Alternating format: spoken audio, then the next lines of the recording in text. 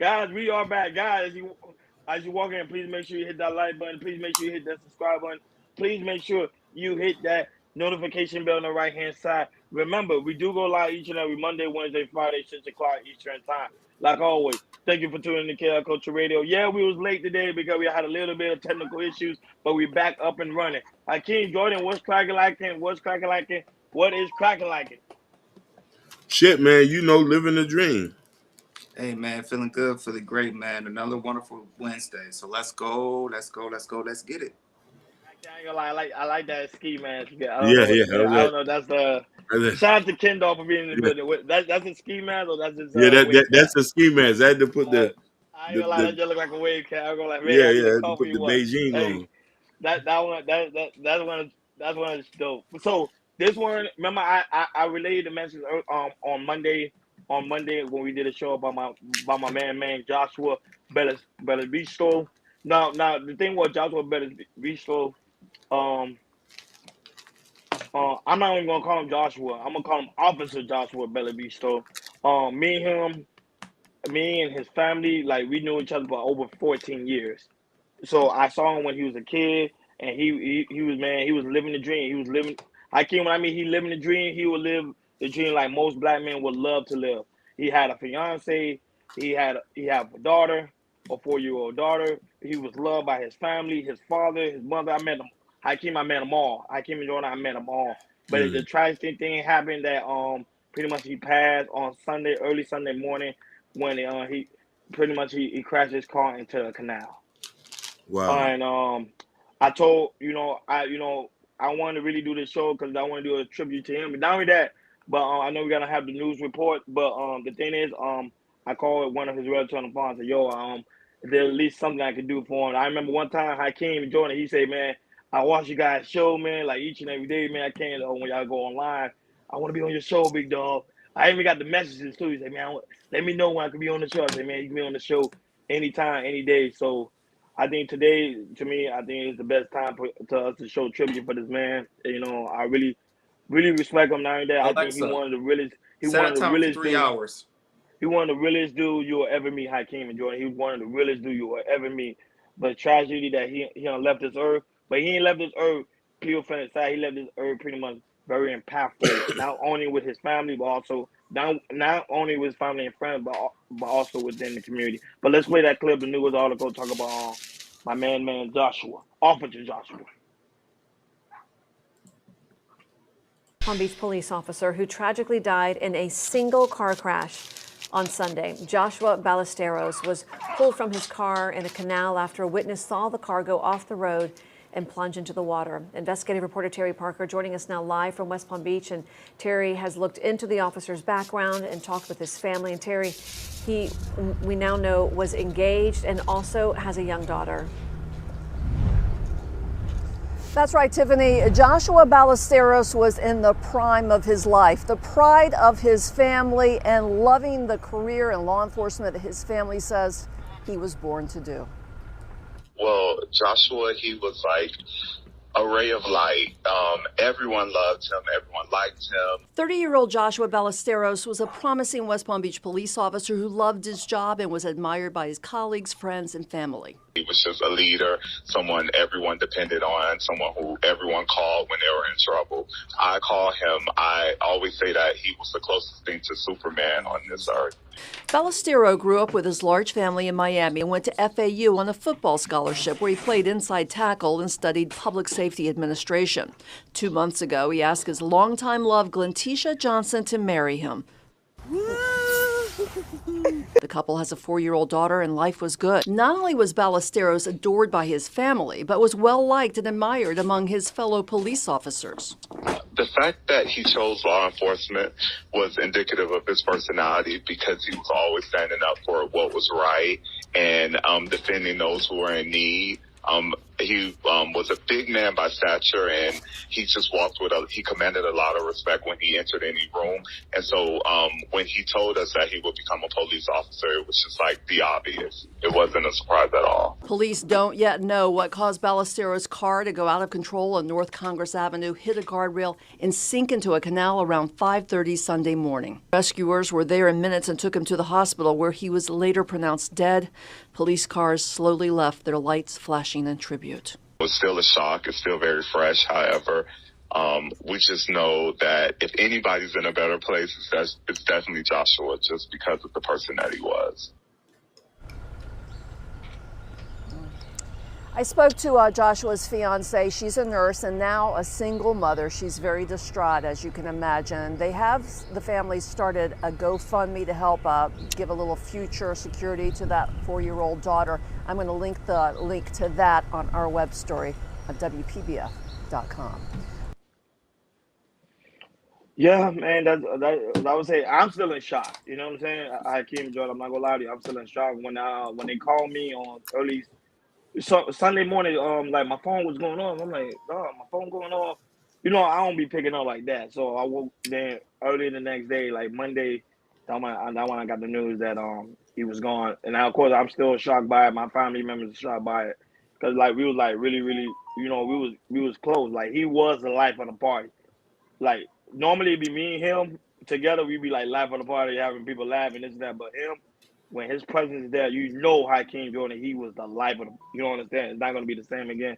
But like always, man, rest easy, Joshua, man. You understand? You're going to be truly missed. Truly missed. But I always tell Hakeem and Jordan, we have conversations like this all the time. Life is not promised, and that's why you got to live your life to the fullest. And I believe he lived his life to the fullest. Not only that, but had a fiance and had a daughter. He did a remarkable thing. So I know you guys didn't really know him that much, but I just want to at least do a tribute before we start the show to Joshua, because, you know, I think to me it was the right thing to do, especially because I know he wanted to be on the show as well. So, you know, like he has some topics for us, man. I'm kind of upset that we didn't say that we didn't come, but he has some really deep topics. He was sending me stuff like, and I was like, man, let me know you're gonna be on the show. And then, damn, man. But that's just show you that life is not promised, and you just live your life to the fullest, man. Live it. That being said, Jordan, Hakeem, let's do it. Let's start the show. All right. But rest easy, Joshua. Go ahead, Jordan. Oh, okay. Ken Dog put a comment out about himself. I remember our 4 local days. See, Ken Dog remember. I'm trying to tell you. Yeah. Couple of bottle Four Loko. We used to go crazy on the block. I'm trying to tell you. Yeah, man. Rest in peace to his family. Rest in peace to his family, man. Pray. All right, folks. Let's get it on. Let's get to it. As you guys know, it is Open Panel Wednesday. So if you guys want to come and talk about these topics that we got for you guys, we are more than welcome. We're gonna post a link into the chat, and after that, you know, these topics you want to stop by, talk about, or maybe we have to extend the topic. If it gets so good, we'll talk about it. But that being said, let's get to it. So over the weekend, it's Wednesday. So over this happened at Coachella, and this was kind of trending. Corey LeRoy, she had performed at Coachella last week, and it's also this week and everything. And she popped out her live and everything, you know, just chit-chatting up and everything. And then professional boxer Andrea Barnard, you know, shot his shot at her, and, you know, to tell, hey, meet me at the Miami Hard Rock Stadium in May. And, you know, he was shooting his shot and everything, you know. He wanted to, you know, get to know her and everything. And then Corey LeRoy kind of blew him off, saying, you know, it's kind of corny for a man to, you know, to come up here and just shoot a shot like that and everything. And, you know, and that was very, very trending.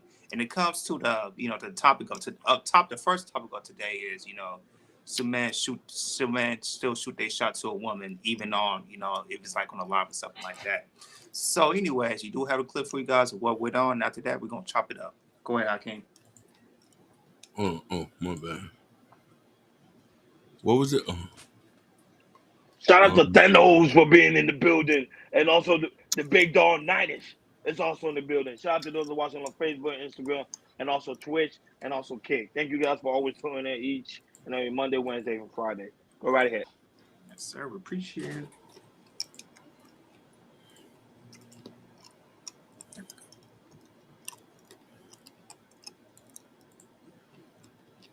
Not like I didn't eat all day. I nibbled at it though. I had a bad hangover this morning. I nibbled at the breakfast. The bacon didn't taste like Canadian bacon.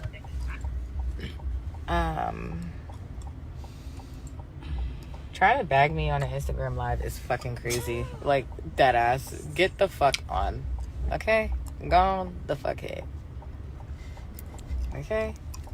I'm not interested. Like, that's fucking corny. The fuck are we doing here? I'm getting the fuck off. Go look at my post. I'm about to post my cover. Bye, y'all. So, it's not like I didn't eat all day. I nibbled at it, though. I had a bad hangover. Yeah, so a lot of people, it's like when I saw it, they had commented like, you know, he might have been cornered of doing that, but you know, for something like that, you should have just blushed it off and everything. Not look at it, not pay attention, you know, if it caught you with attention. Even though it might be a celebrity like Adrian Bono, who's a professional boxer and everything. And, you know, a lot of people was getting back at her about it, a man was just trying to shoot his shot, what's wrong with a man trying to shoot his shot? Like a man who is Adrian Bono, who has, money in their name, who is a millionaire and everything. And it got to come to this topic, not just, just for celebrity or, but in, the average life in the world, should man, continue to shoot their shot.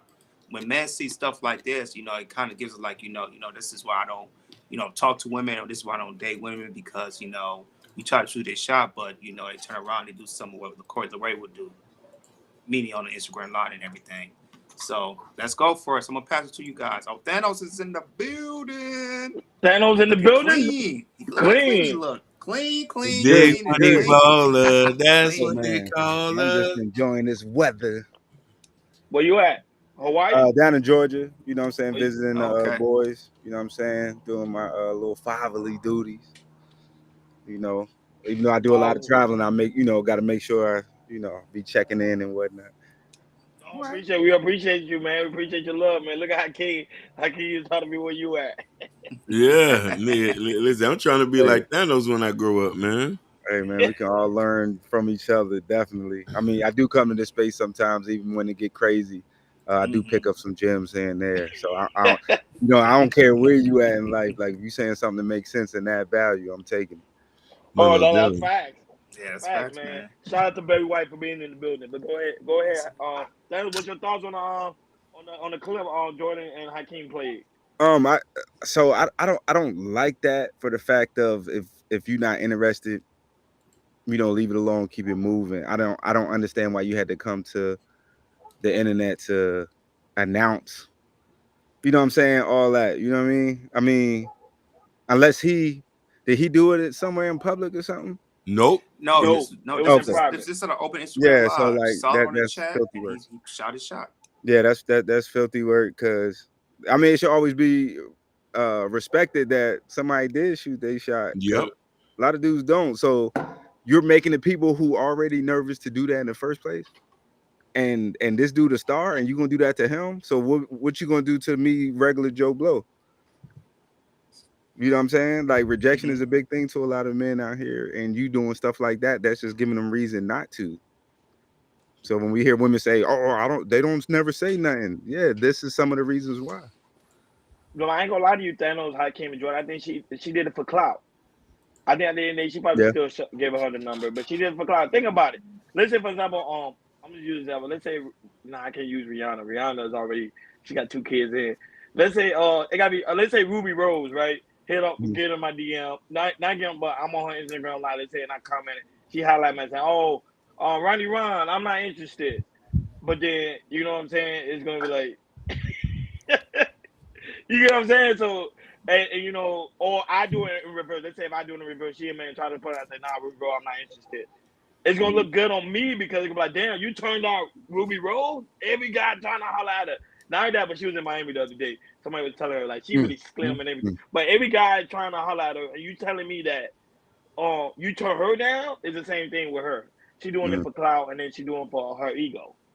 Yeah, because the first thing I'm doing is trying to give her something to eat, because it's like, why something to eat? What's her Bruh, need? so like a lot of the women that I dealt with that look like that and up, those were some of the most insecure women ever. And like this is giving the insecurity to me for you running for clout and using this to try to shame. You know what I'm saying? Play that dude out in public. Then I was like, okay, I got a question for you. See, you looking so clean right now. What type of restaurant we talking about, brother? What type of restaurant?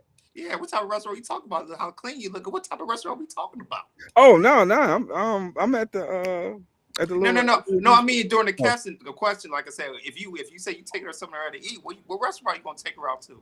Oh no, I'm taking her like to mom or the aunties, like because I need to make sure put some extra fat back on her plate, make everything with lard. We ain't doing nothing healthy because she needs some calories. Cause she's skinny. You know what I'm saying? That might be something. Yeah. But them days are just being with somebody because of what they face and everything else jacked up. Nah.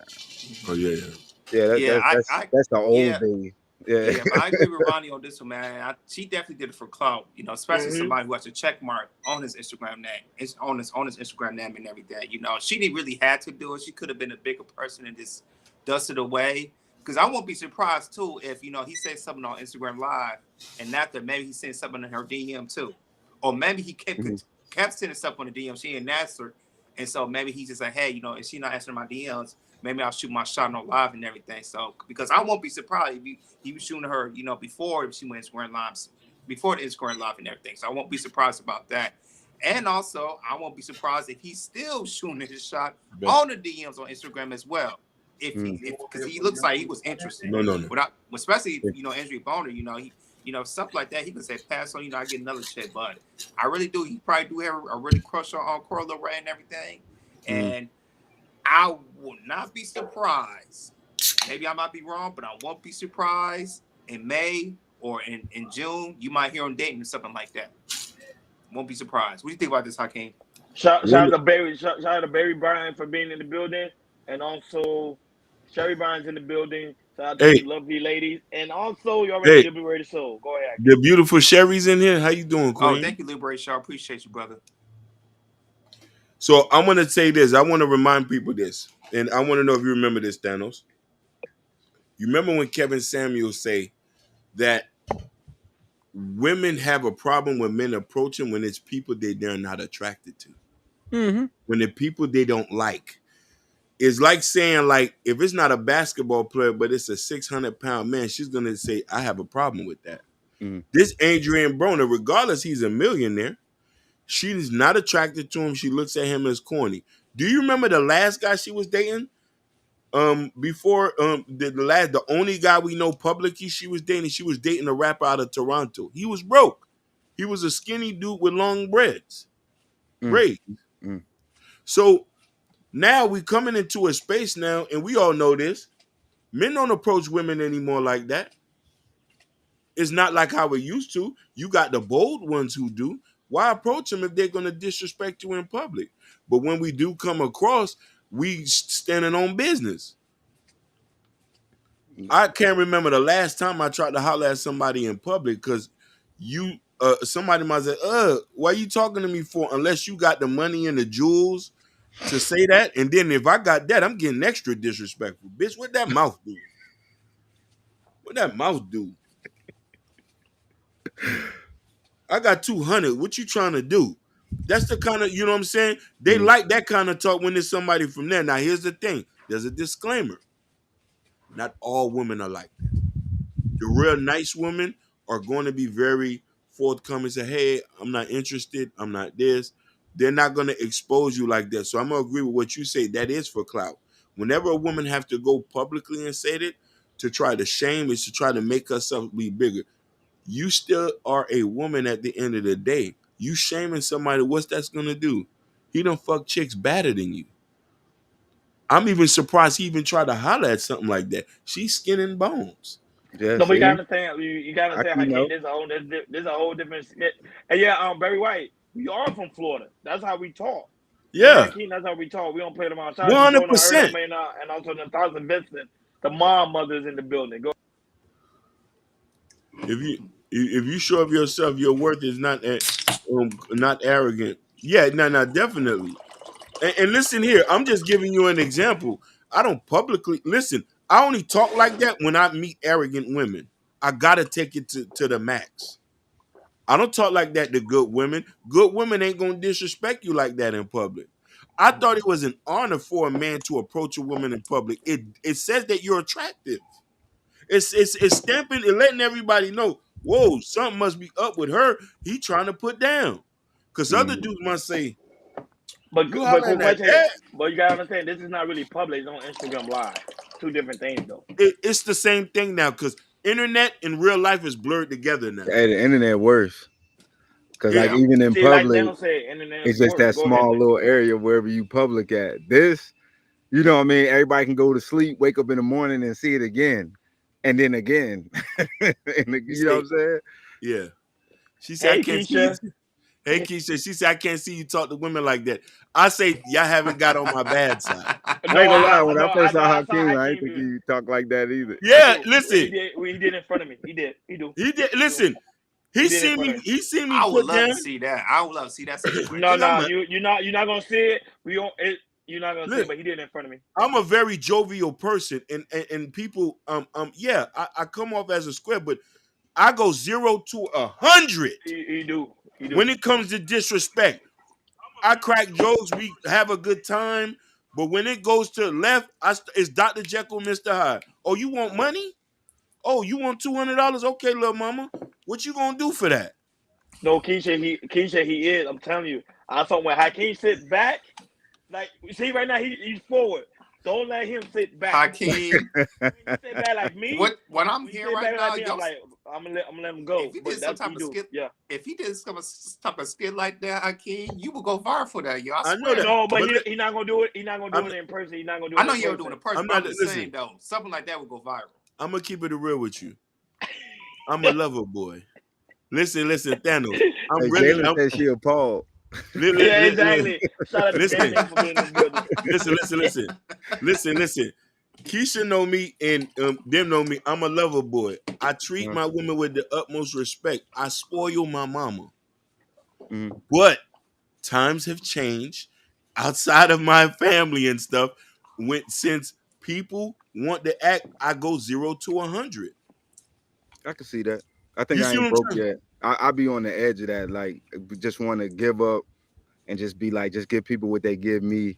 But it'd be like, man, I be trying to hold on for some of y'all. You know what I mean? Like, Mm-hmm. but you know, the disrespect only gonna go so far. I'm tainted. She said, "You don't kiss your mama No, with but that." No. but I ain't gonna. I'm the same way too. I love women. Like I'm a lover Yeah. boy too. I like to treat, talk on whatever the case may be. But the other day when I was on Ashley show, I can't get tell you, boy, don't let me get riled up. Yeah. You know what I'm saying? I get riled up. I'll be like, hold on, like that Florida in me come out. So I'm like, Listen, don't push it. by heart, we're Pokemon niggas. We had got converted over the years. I'm gonna keep it real.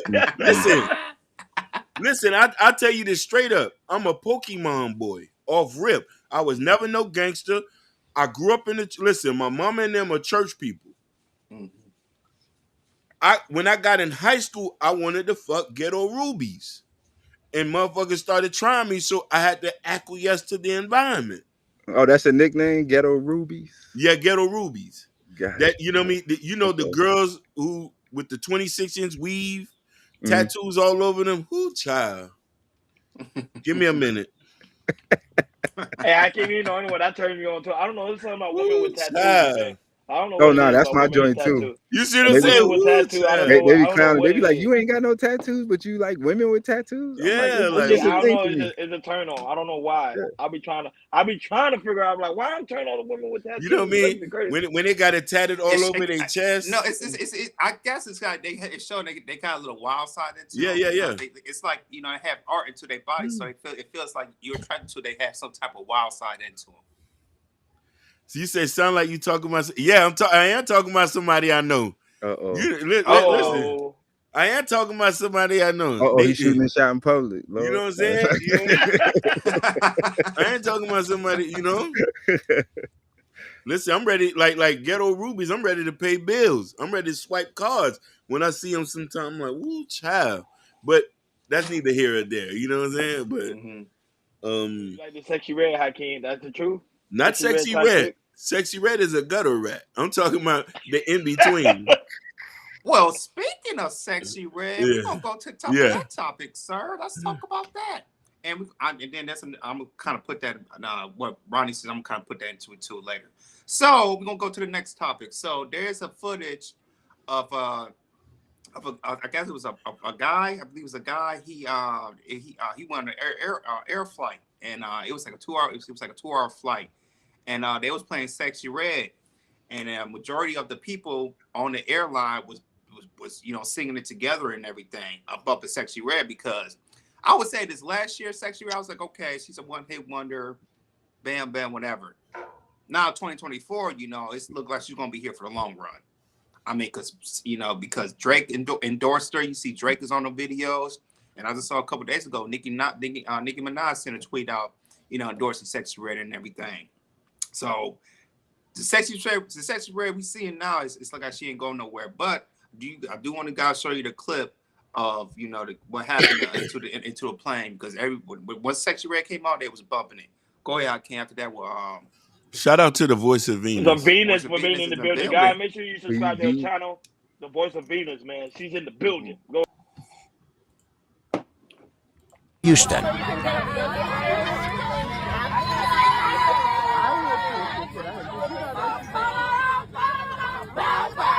Majority of us were strangers.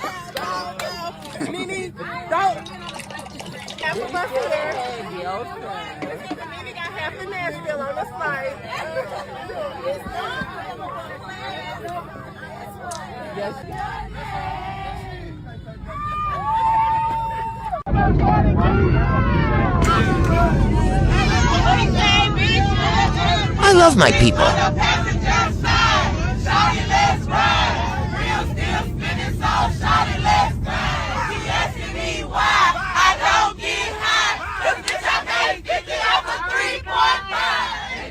My plane ride from Nashville to Houston. Absolutely not.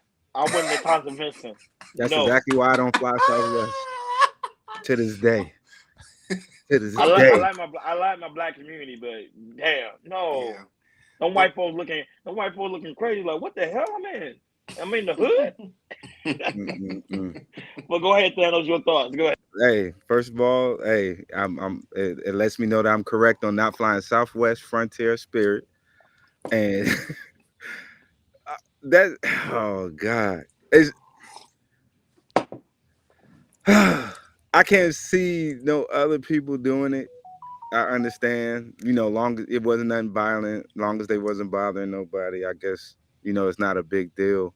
But, nobody get live like us. Like, I don't see too many people, unless they at that, like, little personal event or party.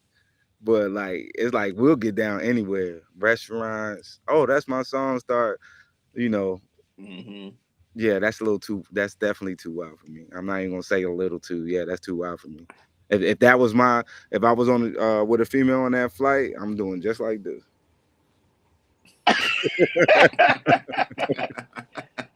But I ain't gonna lie, it's cool. But I think shout out to Shiesty Bums in the building. She's showing a lot of love for Thanos, of course. We know why. I'm a little bit jealous. She's showing you love like that, man. We know why. Yo, that's my ace, man. Okay. All right. Thanos, do you meet her in real life? You know how Shiesty? Oh, if I meet her, I'm shutting down everything because I won. I might as well give me the crown for real. Like, okay, so if I get shot, if I could just get her, Robin, and DB and two other people on the panel, I won. I don't have to touch YouTube ever again. I'm trying. I told Hakeem I'm gonna put her on payroll. I'm gonna get her. Don't worry, I'm gonna get her. Yeah, she said what? She said, "What if a female would have joined in with them?" What she mean by that? Oh, female was there. They was joined in. Yeah, it was women and men. It was women and men. Yeah. So I wanna comment real quick. This is why white folks don't take us seriously. That's why they always assume we want watermelon and fried chicken. You know what I'm saying? We don't. They say these niggas don't want to build nothing. They don't want to own no stores, own no buildings. They don't want government contracts. They want to say pow, pow, pow, pow. Hey, Sugar Bum, Sachi's about to say, play the video again, my king. Anything for you, boss. Even though she calls me a dusty bandit, anything for you, boss. Strangers.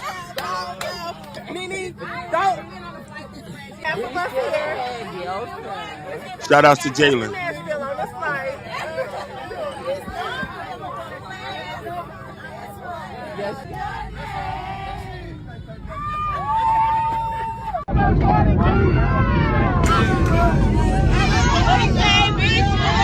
I love my people.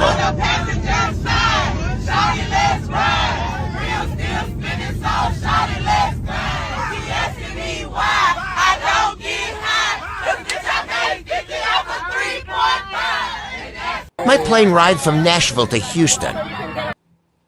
But I don't think honestly they have an issue with it though, because the flight attendant was just shut it down. They was cool with it. Okay, she was twerking in the corner.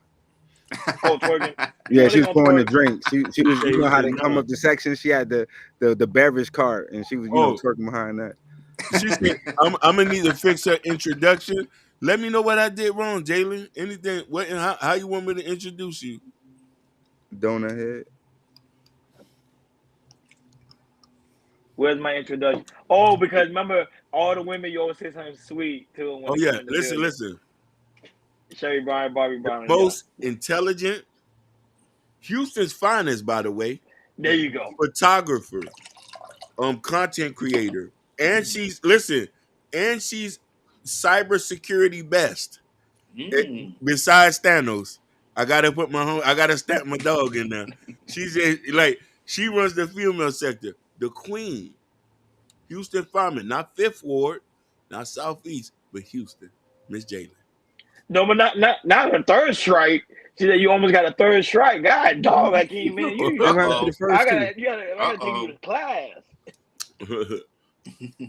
No, but it seems like they don't have an issue with it. So the flight attendant didn't have an issue with the pilot. What's the harm in that? They don't have an issue with them having a good time on the plane. I think you should though have a good time on the plane. You say no. I'll just say this: it was a short flight. It was like 2 hours. So if you want to have fun, if it's a 2-hour flight, cool. It's not going to bother me. Personally for me, while I be on a flight, I don't want to hear anything. Make sure everybody's cool, quiet, and collective. I'm going to enjoy my flight and everything. But it looked like it happened all the way in the back too, in the back of the plane too. So I don't know if people can really hear it all the way from first class and everything. So it is what it is with that. But yeah, the good thing is, you like to have fun. You like to be hopped around and everything. Personally, I don't like to hear it on the plane, but like I said, it was no violence, no fighting or anything, which is a good thing and everything. I see, why they want to go party, enjoy themselves. They definitely was, getting drinks and everything. I know that for a fact because, like you say, Thanos, you can see that the flight attendant was passed around and everything. I know she's moving and gooing as well and everything. But yeah, but other than that, like I said, I love my people for this and everything. But if I'm on a flight, I don't want to hear it. That's just me. I don't want to hear it. I just want to enjoy my flight. Look at how Kia, you probably see Sachi more comments. You're like, it seems like we don't want black women to have fun on the plane. Have as much fun as you want, baby. I'm just not a part of that group that y'all talking about. I don't play games. I have a code of conduct that I follow. I don't want people to think I'm some type of court jester. I'm very serious out here on these streets. Go ahead. Quick question: how can you twerk on a plane? Because there's no rule. How can you? Bro, when there's a will, there's a way. Yes. Hey, Ronnie, I say this: if there's another seat that's available, if your seat's not full, another seat available, you can definitely sit up or stand or get on your knees or something like that. And then also, if you're a slim chick, you get on them aisles, bump the music up, you can shake everywhere. Like no, them girls wasn't slim. But them girls wasn't slim. There was like some thick women. There was some thick women. So I know one of them was twerking. I'm like, how do you twerk? Boy, they got some secrets. I love my black women. I ain't gonna lie to you. They got some secrets on them, boy. I'm like, how do you twerk? They're twerking in planes, funerals. They're twerking everywhere. We in the twerking culture.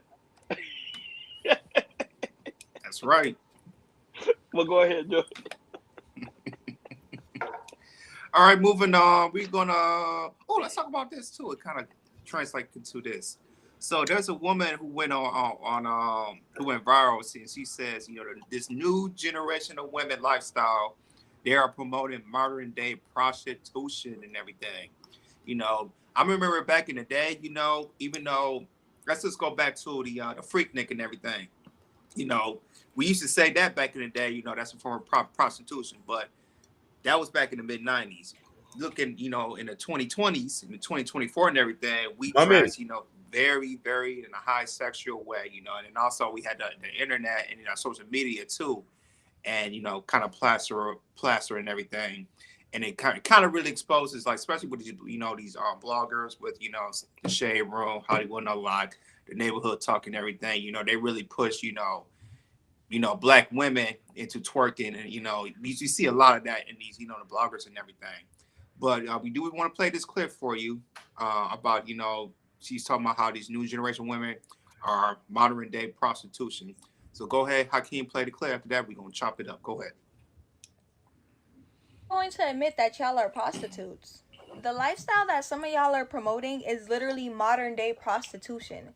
Whether you want to admit it or not, y'all love covering it up with get that bag, only using for what he has, da da da da.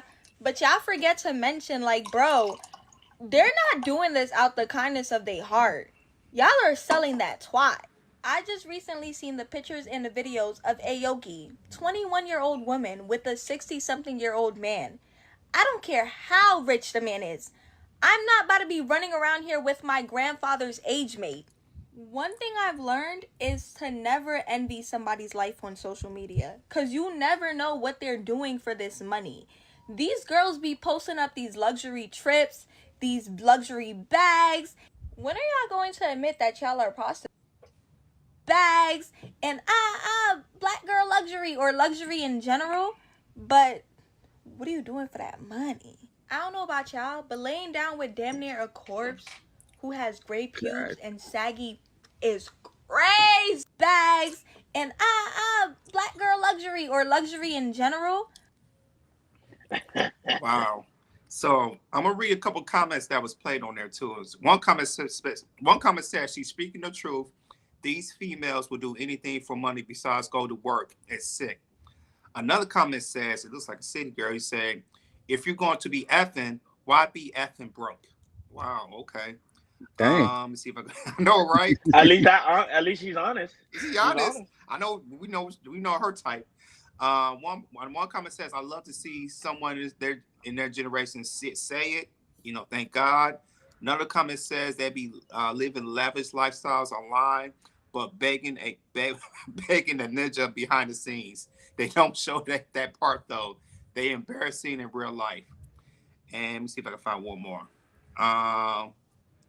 See if I can find one. Okay, here's Liberated Aoki is Russell Simmons' oldest daughter. Yeah, oldest daughter. Correct. Yes, Correct. That is correct.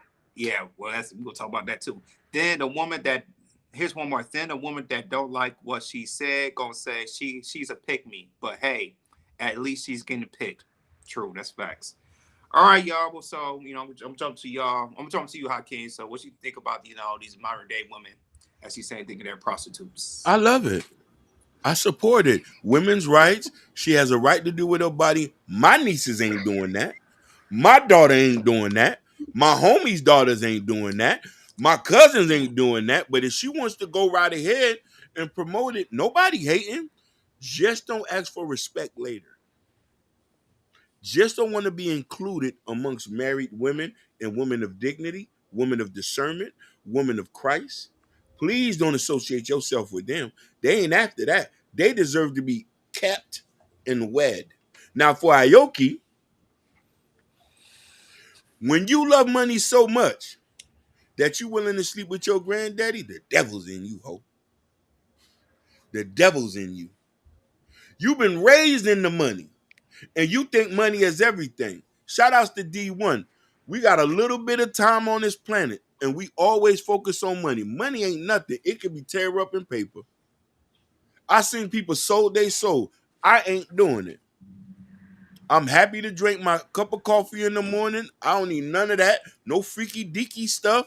I don't want to be. That's why you can't find no questionable pictures of me online.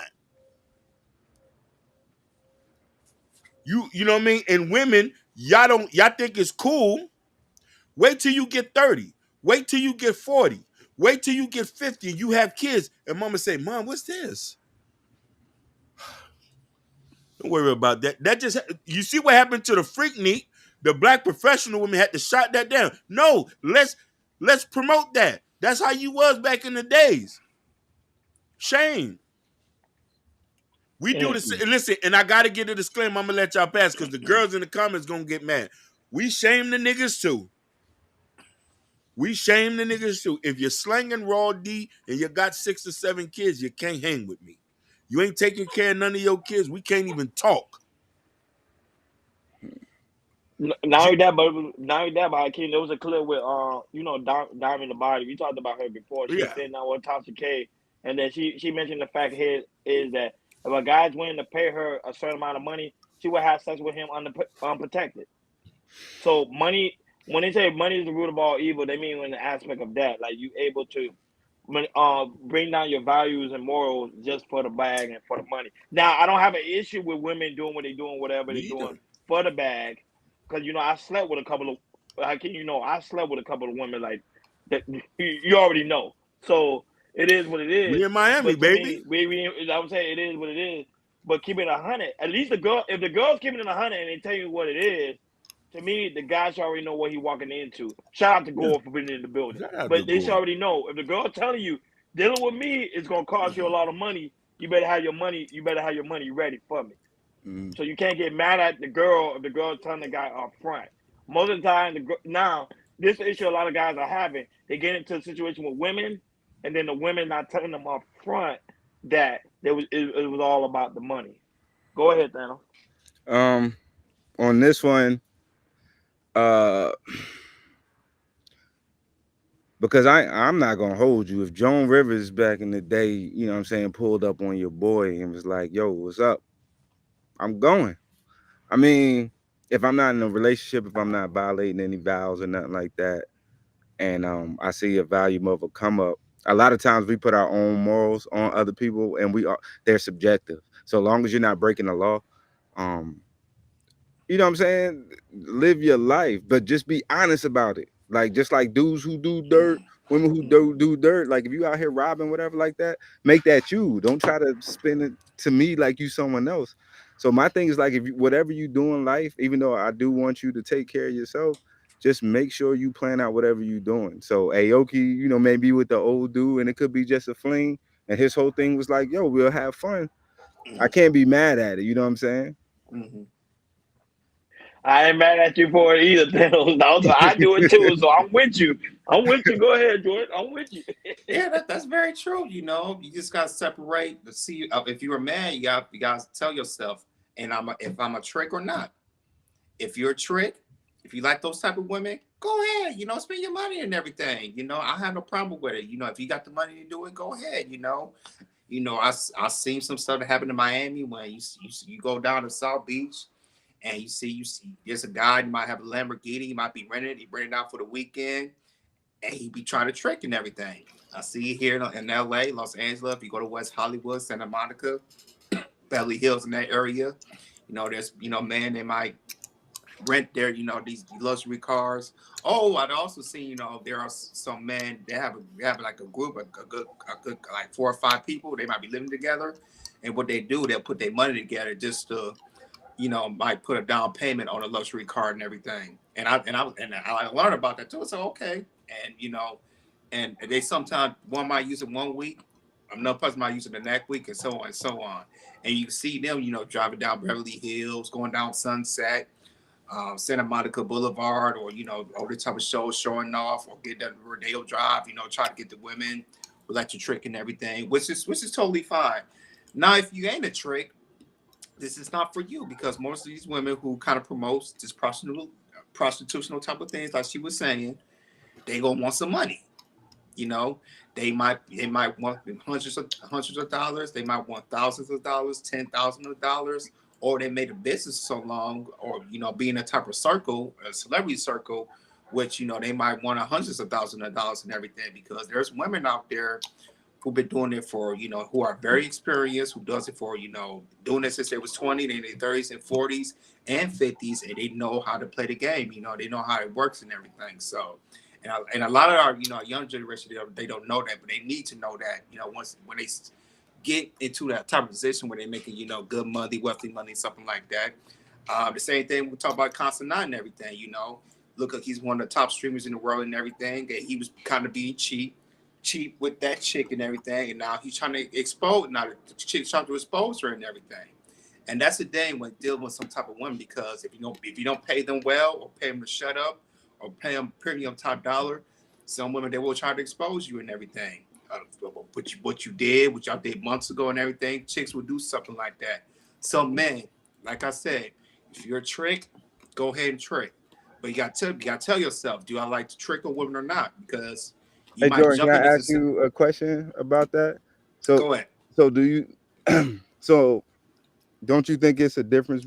So like the example you gave was perfect, because that's when I say trick, that's how I'm using it. When you're doing something that you're not used to doing, or you actually have to, you know what I'm saying? Even though they're saying that the girl is tricking you, you're tricking yourself if you were sitting here sharing a car or whatever, trying to perpetrate something you're not. Right. But if you as a dude has money, don't you think that's a difference? Like if $2,000 don't change nothing for me, would that person still be a trick? That's a good question. Yes, the person's still a trick. Yes. Can you break that down, Ryan? Man, that's kind of difficult, man. No, because prime example. Because I would ask who would be. So are we using trick as in you're getting tricked, or is it just a slang that you just saying? Because I'm like, somebody got to be tricked for it to be tricking. That was just my no, because you're getting tricked, because the aspect is the women truly don't want to be with you. You're only with you because you got money. Right. That's what call you a trick. Mm-hmm. So prime example, I'm with you. I can't be wonder how I'll be going to these nice restaurants. He said, I can't run away. How the hell you be going to these nice? So let's say if I go to a nice restaurant. See, I do that because I enjoy it, right? I don't consider that me being in the trick. If a woman's she spend time with me, but I'm letting her know for the job, this is something I enjoy.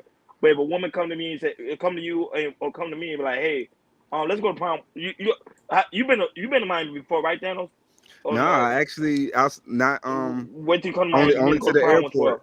Only to the airport. I actually gonna try to come this summer and holler at y'all.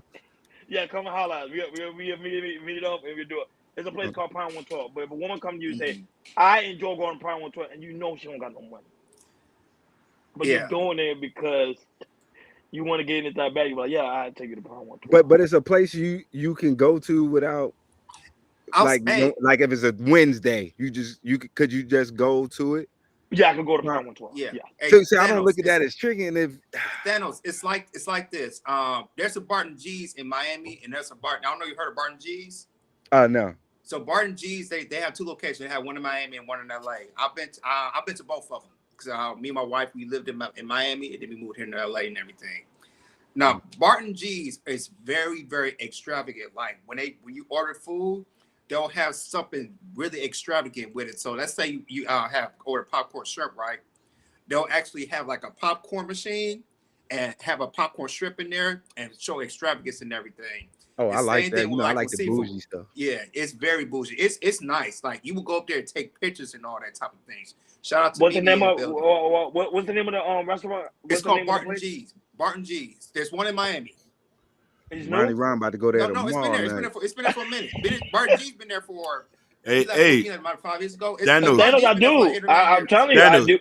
Yo, I do. He like you. Them boys, they go out to eat fancy all the time. But I'll tell you this. He like you. Listen, them niggas took me out on a date. Hello? Hey, they tricked out on you, Hakeem. When you go, like I said, listen, I fell in love with him after he took me out on the date. I came like, yo, I'm at the table. Hey, I'll tell you this, Thanos. One of the reasons I've been to these restaurants before, because me and my wife, we met in culinary school, so we like to try new things, right? And living in my wife used to work at a lot of restaurants, and she was a line cook, but she used to have to work in a lot of places. She worked maybe like 10, 11 jobs restaurants in Miami, and she worked and like 70% she worked in a high fancy restaurant. So she, like I said, when we'll go, we get like, you know, stuff sent to us from the chef and everything. We went to Noble, we went to Prime 112. Yeah, see, I know those. Oh yeah, everywhere. And also Hey, that same Prime here. 112 is like the Ocean Prime and all that family. Yeah. it's over there. Okay, It's yeah. over there So now. I know they got Yeah. different names all over yeah. the. But what I wanna Prime say to 112 is the Yeah. steak is amazing. I like their Yeah. king salmon. Their king salmon melts. When you mean it melts in your mouth, you Mhm. like, yo, it was so good. I had to tip the Raiders just because it was that Well, I'm going to good. Barton G's because Jalen said they over the top, so that sound like Yes, Oh, well, they're Barton over the G's, top. you'll go to But Barton that's the G's. part. So that's it's the the part that's experience. crazy. I So would if think you- it would be if- tricking if I went to a lower end restaurant because that's Yeah. not what I do. Like trying to. But that's I want to say this though. If you ever go to these top end restaurants, there are some group of women. You might see them once, twice, or 3 times a week. If you ever go once a week or something like that, there are some of these group of women. They get together, and sometimes they be looking around sometimes, and this or go see at the bar, and they try to go to a man at the bar, knowing they got some type of money, and you know they talk and everything, and see that he'll trick or not and everything. So some of these women they're talking about. Sometimes they go to some of these bars once in a while. Go to these restaurants and might go to the bar and might hang out one of these men that got money, something like that. No, but hold on. Mimi's in the building. Shout out to Mimi for being in the building. Also, shout too. out to Mimi. Mimi Belmont. Mimi Belmont. And look, she said hey to everybody but me, but it's cool though. Because I'm going to time her out in the chat. You know what I'm saying? I can time her out. I can't say no. Go ahead. Listen. As soon as I seen I had to do the back signal. I got you. She said you, Jordan, Thanos. Mine is nowhere to be. Facts, See, Jalen, that why we facts. want to time these women out, but I don't want to be petty. But go ahead, True. True never favors in the building. Go ahead, True. Your thoughts. Oh, Truth in the building? Oh, Yeah. okay. First and foremost, for the formality, salute to my man Thanos, part of the What up, True? dark and handsome black delegation, and then to my Baltimore Block. That's a fact. What's Baltimore going on, Block. shorty? How y'all feeling today? Hey man, just good. Every day is a blessing, man. I'm thanking God this weather is perfect. I ain't got no complaints. Oh yeah, I see you out, shorty. You out there? yeah. I ain't got no complaints. I thought you was in Florida for a minute. Oh, I'm no, like, in Georgia. Georgia? I thought you was in Florida too. You in them Geechee Miami. Oh Islands? nah, I just the boys live down here, so I can see the I- gazebo back there. That's nice, man. Yeah, that's nice. Oh, she did. She did. She said hello to me. Okay, Mimi, always forgive. Because I was this close. Hakeem said don't time y'all. I was gonna time y'all for at least 30 minutes. I'm that petty. But go ahead. No, go ahead, True. I'm just And salute to you, Jordan. Congratulations on your blessing, G. Thank you, man. I appreciate Oh, that's it. what Jordan been missing? Hey, Yeah, you gotta hear the baby. Yeah, I'm you got- I'm on here now, and congratulations, I'm rocking her. I'm rocking her a little. Yeah, I'm rocking you're her right now. official but now. I'm trying. Hey, I'm trying to be Thanos, like you him. see the and you beard? can- Right. I need My the beard. I'm on baby. the podcast and doing dad duties right now. I'm trying to rock her to sleep right now. Yeah, I you need see, a baby, hey, baby. Thanos, you see that beard? All dads and the new dads grow Oh, that beard, got short. That's how you know. We can grow Oh, his that resources Wait, going to wait, something else. wait. I got you. Wait, Hey, so hey, new dad- Jordan, you need somebody to trick off on you now. Go get you a little haircut. Get me in trouble, yo. Get me Hey, in go ahead and trouble. talk to Miss Mabel from the church. Yeah. Yeah. Go ahead. But no, True, your thoughts. I mean, how to keep a. All right, so the term is good woman. Just be honest. Be honest. Make sure you do what you say you're going to do. And most of the time, a good woman, they will appreciate that because it's hard to find that around here. Hard to find honesty, hard to find, authenticity, legit. Someone that's going to be thorough with you. And then you talking about somebody that's going to ride with you, all the way through. Till the wheels fall off, and then you start, put the wheels back on and keep going. So from the good woman that I do know, that's all they ever expected was they looking for a man, an actual man. And then for that man to do what he say he's going to do, that's all they ask. So it's pretty simple with, decent women. If it's a complication or something, where it seem like you got to do a lot more stuff, I don't suggest any man other than being themselves. Just be yourself, man. Because sooner or later, that facade going to fall down. And then whatever she was rocking with you on, she's going to fall off from that. You feel me? So, yeah. You know what? We're gonna get Bronny Ellie. We're gonna get her on the Shout line. out to Bronny Ellie. I'm trying to get her. I'm trying to get her to come up. She from Cincinnati, right? No, Chicago. Chicago, Chi-Town in the building. Chi-Town. No, but I'm laughing because everybody thought Thanos was like, gas. No, it's Panel Wednesday. The link. It's Panel Wednesday. It's been on top of the chat. Now I'm laughing because everybody. Oh yeah, I had my first show. Yeah. Yeah, I had my show. Yeah. He was here dropping gems with that day. Mm. He was. It was a different side of Thanos that I think I need to go back and watch. You know what? I'm gonna go back and clip some of that because it was some good gems he was doing too. So anytime, Brown Ellie, Cincinnati's finest. Hakeem, you just giving out riches. What? You just giving out riches to all the women? Hey, that's tricking right there. He over here listen. Pretty brown, driving me wild. Yeah. You out here tricking with my wrenches. Oh well, somebody already said it. I was about to say she from over here. Oh, she from the DMV? Yeah, Southeast or the Northwest? From Chicago. Down bottom. Oh, Hattiesburg? I know she's not from Maryland. I ain't gonna say. Yeah, no, she ain't from Maryland. I ain't gonna say which one unless she want me to say. I thought it was Chicago. Brownie, you lied to me? I thought it was Chicago. She in the shop, but she not from there. She from over there. I love DC. I love Baltimore blocks. Yes, sir. Yeah, my homeboy taking me to Baltimore because you talking about your road. Listen. I've been to Baltimore before, but he's like, yo, it's a winery. He said he want me to check out in Baltimore. All right, so she said it. She said it right there. Listen, okay. She lived in Chicago. Oh yeah, all wrong. She's from Virginia. She probably not even from Northern Virginia. She probably from the other parts of VA because she ain't say DMV. So Hakeem, I mean, you tricking or what? What we doing here? That's Listen,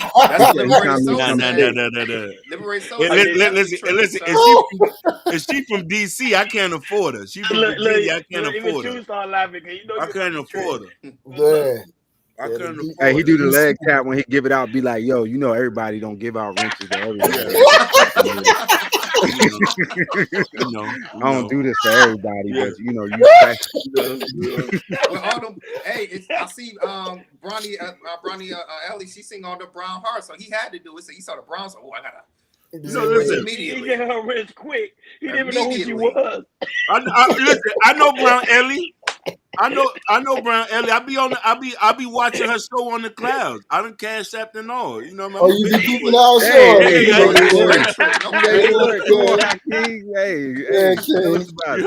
listen, I'm gonna keep it 100. Listen, I'll be lying because my name is there. So you like that shorty? You like that King?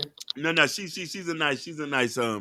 a nice girl. You know what I'm saying? Nice young lady. She got that beautiful skin. You know it is. You know what I mean? Brown. Listen. Hey, TTG, we in love with black women. Periodly. So when I see them, I just get all Josie. I just get all Josied up. You know what I'm saying? To all the decent women, man. Hey, Brownie, your channel is not little. All the men is over there. I'm like, come on, man. It's nothing but men. I'm like, where the women at? It'd be like maybe 40 niggas in the clouds just watching. You know what I'm saying? 40 niggas in the cloud just watching. And then they'll comment a star or a heart like, send an emoji. I'm like, okay, that nigga creepy tonight. Yeah, their eyes be glued to the TV. Ain't saying nothing. Subscribe to Brownie and all that. Subscribe to Mimi. Mimi have a little ain't channel. Even saying nothing. Yo, tell me to stop playing. So Mimi some love. Subscribe to Mimi channel. You know what I'm saying? Listen, if Jalen had a channel, y'all subscribe to her too. I'm putting out my dog. You know what I mean? But Jalen, I gotta be in Jalen's DM. I ain't gonna Houston finding. No. Ain't no getting in her DM, my nigga. So you in the DM? No, I'm not in the DM. Oh yeah, I'm not in the DM. No. I'm not in the DM, but I'm stopping everything. Hear that? Sure, you're not listening. I can't try to get all the way. Hey, Jordan, they gave me all the answers. Appreciate you for trying to answer that earlier, but they Hakeem got me right. Oh man, y'all wow. Hakeem trying to stop everybody. He trying to get all the women. You can't be doing that. You gotta share the wealth. Share the wealth. But yeah, guys, make sure you subscribe to Mimi channel, man. She doing her thing. Shout out to her Luke co-host of the Mimi. Shiesty, man. She doing her thing over there. You know what I'm saying? I didn't even know she had a channel.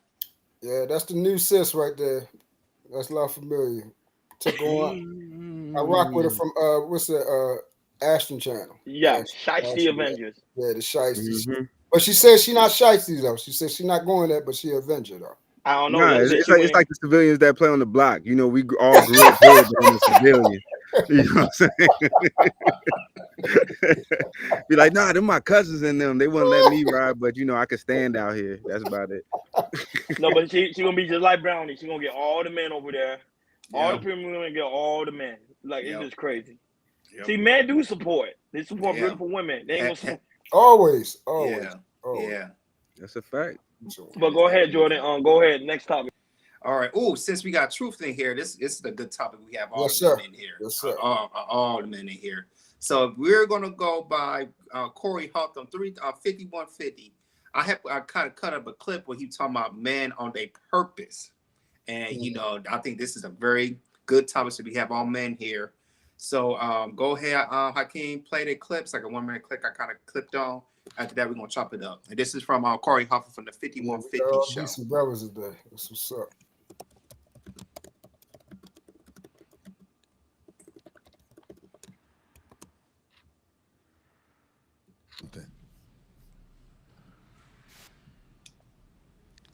Ladies, because your daddy ain't there. I know he ain't there. Your mama ain't want your daddy giving you this information. I know he ain't there. Ladies, if you meet a man who doesn't have purpose, who doesn't have something that is priority over his love for you, that motherfucker is dangerous. That man is dangerous. If you meet a man that's all about you over everything, that man is dangerous. See, when you meet a man, you need to have a man who is got something going on for himself, like a hobby or a talk to the women of America and let them know something. Ladies, because your daddy ain't there. I know he ain't there. Your mama ain't want your daddy giving you this information. I know he ain't there. Ladies, if you meet a man who doesn't have purpose, who doesn't have something that is priority over his love for you, that motherfucker is dangerous. That man is dangerous. If you meet a man that's all about you over everything, that man is dangerous. See, when you meet a man, you need to have a man who is got something going on for himself, like a hobby. Y'all might not like my comment. I'm being honest. Women don't want a man like that. Period. Go ahead, Ronnie. Go ahead. Women don't want a man like that. Period. A man that's focused on his purpose and say he's about his business. Women tend to annoy that man. They want the man that's not on his purpose. They want the man that's gonna sit in the front of the couch playing video games all day or streaming all day. That's the man they actually prefer. Because there's been countless stories I hear about men talking about, oh, I'm on my purpose. I'm doing stuff for my family. I'm trying to be on my grind. That man, and then she gets upset at that man because she's like, you don't spend enough time with me. You don't take me out on dates. You don't take me out on dinners. They don't. It's a good story to tell, but let's be honest here. Most of the time, women don't want that man. I'm just being honest. But go ahead, Thanos. Yeah, I would say I ran into a lot of problems with that because I don't necessarily punch a clock. You know what I'm saying? 9 to 5. So it's like, it's 4:30, it's 5 o'clock. Why you not off yet? Blah, blah, blah, blah, blah. And it's like, that's how I can usually tell who's dealt with professional men or not. So when they having a conversation about women wanting 6 figures, like those conversations don't really come out. Ain't too many women really talking about money. You know what I'm saying? That's cute little talking points online. but ain't nobody really talking outside because just by little certain things you do, I could tell if you've been somewhere, and then how you maneuver if you actually dealt with people from certain areas. You know what I'm saying? High value, quote unquote.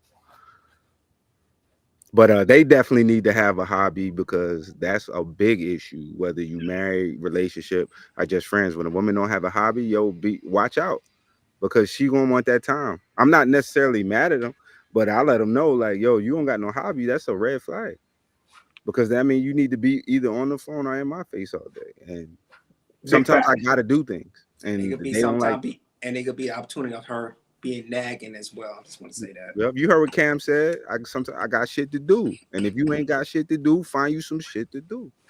Go tell you what type of woman if I'm talking about the everyday woman.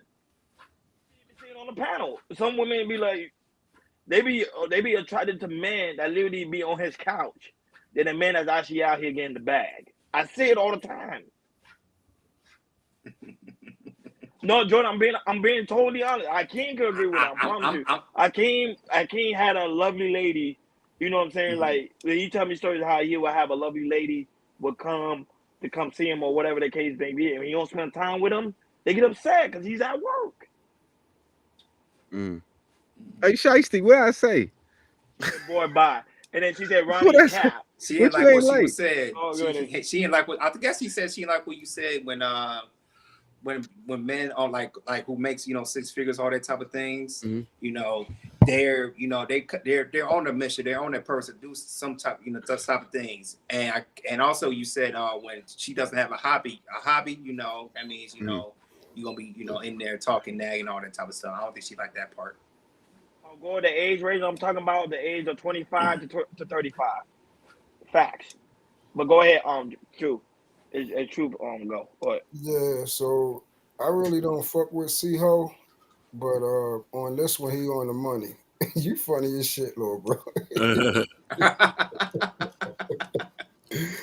Yeah, I don't fuck, but on this one, he on the money. A lot of times we get what we do, our profession, conflated with our purpose, which is who we are.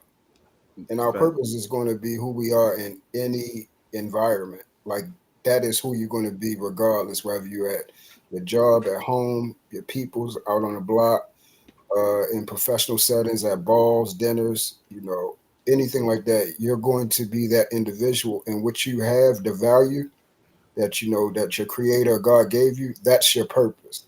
And that's what we are put here to provide for each other. Believe it or not, a lot of people don't know their purpose or who they are. They believe it's what brings them money. The financial things. They believe that's their purpose, not knowing if that infrastructure actually shut down, then you basically would say that your purpose is geared towards the person that owns that business. No, that's not your purpose. Your purpose is what you was born to do. And I believe that a man should absolutely have his purpose, or he should not be in a relationship, because you cannot lead that woman anywhere if you don't even know where the hell you going at. You feel what I'm saying? So yeah. Okay. True. Let me ask you a question, because you had Tom Brady, right? Who was doing his purpose, playing football. His wife left him because he wanted to continue to play football. So I think he gave her a number though, and then what happened is he reneged on what he was supposed to do, bro. And I said it early. A decent woman, all they want you to do is keep your word, bro. That's it. She didn't mind him being the greatest. She loved that fact. She makes more bread than him. Mm-hmm. You feel what I'm saying? So it wasn't about money or nothing. She loved that man. She loved that man. She gave, and she's a professional model. She gave, and if you ever been with model chicks, they are very, very cautious about their body, bro. They do not play about getting pregnant. I've messed with them, and they don't want no babies. They usually don't want that. And you already know she was the top Vicky model for years. She was that girl. And every time you walked in the mall and went in Vicky's, if you was shopping for your shorty, she was right up on that wall. So they had a conversation, and he even said it. I have to find the interview, but he said it. He was like, my time is up because me and my wife agreed upon it. But then he reneged. and he got greedy, and that's when obsession for what you are able to do becomes greater than your family, and nothing supersedes your family, bro. Nothing supersedes your family. Your purpose is actually is what makes your family run, and that's why I keep saying, not your profession, not what you do, not what you do to fill seats or anything like that. You know what I'm saying? It's what Tom Brady actually is, who he is. Bless you. You see what I'm saying? And we already know for some reason he has the ability to galvanize people that you will see at a limited base to be able to do great things. That's his purpose. He's one of those type of people where he can get people that are, that we would deem of lower value to be able to rise to the occasion. He's an authentic leader through and through.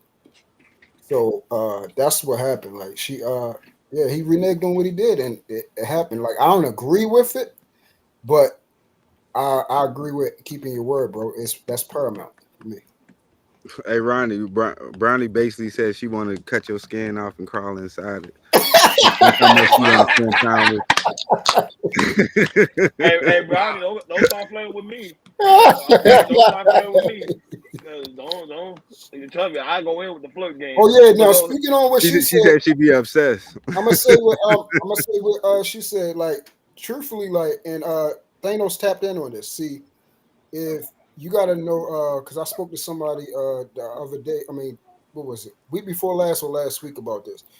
You got to know who you are as an individual. If you're a person like Thanos, like he's out and about. He's mingling with the people. He's going to get it. He's ambitious. He's looking for the next way to get to another level as far as who he is, and that's financially, that's building, that's all that type of stuff.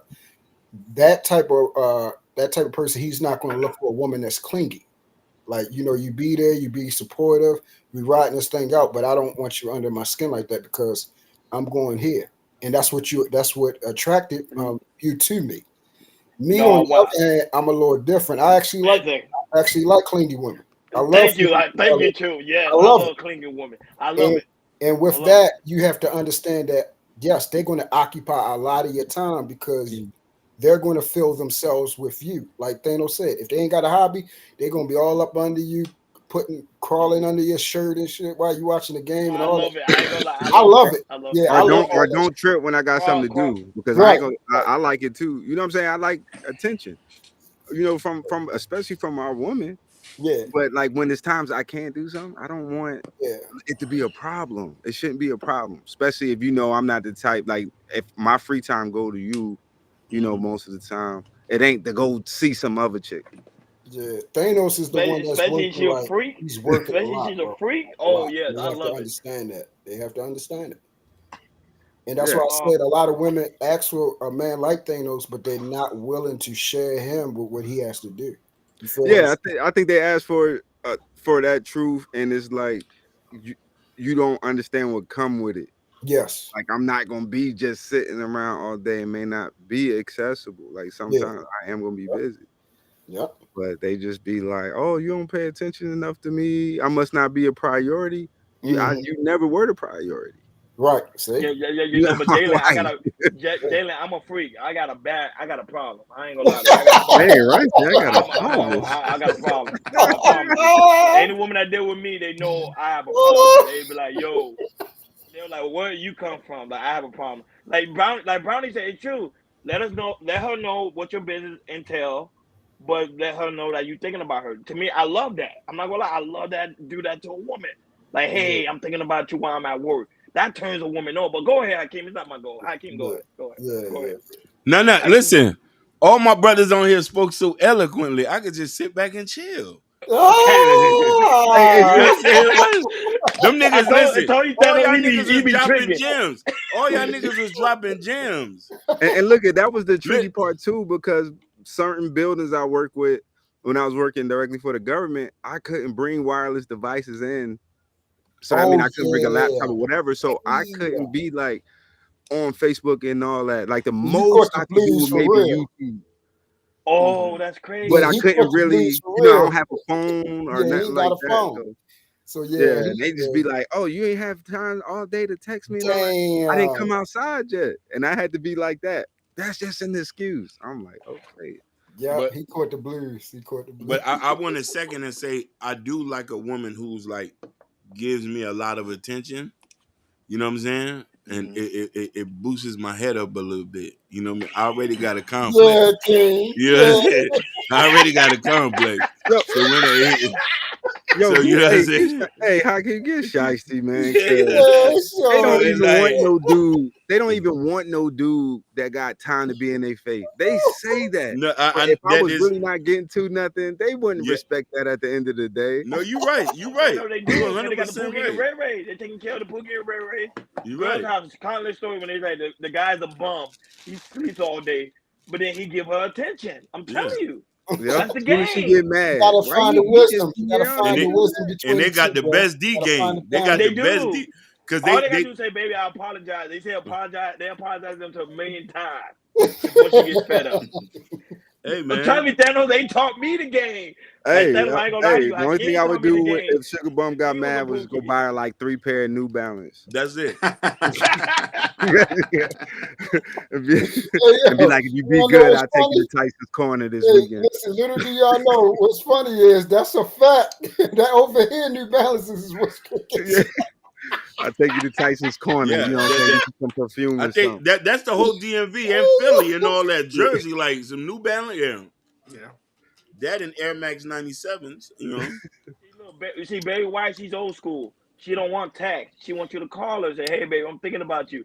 But I actually like women like Baby texting. White. I I hate told her, texting. that's how I they hate get finessed. texting. They get finessed. Yeah, I The can't young stand guy text. I gonna need I to call hate you. talk. I texting. gotta Call talk to me, you. man. Yeah, call me. I Me gotta too. talk. I'm old school. I want a conversation. Be like, baby, you No, ate? I want FaceTime. FaceTime me. No, Dang. FaceTime. No FaceTime, because I still want to you do mean? shiesty Hey, shit Ronnie in the said he back. wanted at the max. He was like, I I want want as the much as match. I Get can the get No, right now. no. But look, Keisha say, no, I ain't gonna lie to you. Keisha say, text me, Hakeem. Text me. See, Brownie just said what I said earlier. Look at You know, some people you like up at that. 4, you need to be texting and calling by 4:05. I would text you if I had your number. You know what I'm saying? Hey, I want to I say need this. FaceTime. Go ahead. Yeah, Joe. I want to say this with the men of purpose too. I want to add this into this and kind of go by with how my marriage goes in anyways. Like for me, my wife, she believes in me, you know, like with with this, with this content, with this Chaos Culture Radio thing and everything, and she see how long I did it, and also not just believe in me, she believes in Ronnie, and she believes in Hakeem too, you know. That's as we right. see our Flex on regardless that good content woman, and Shorty. everything. Flex on her. And then and just and I know for me, I know how to kind of manage things when things are coming up, or when we in a certain situation. Like for this, I recently have a daughter and everything. She's six weeks old today. Congrats, Nina. 6 weeks old, and find a way to manage, the baby, manage my wife and manage this. It's just.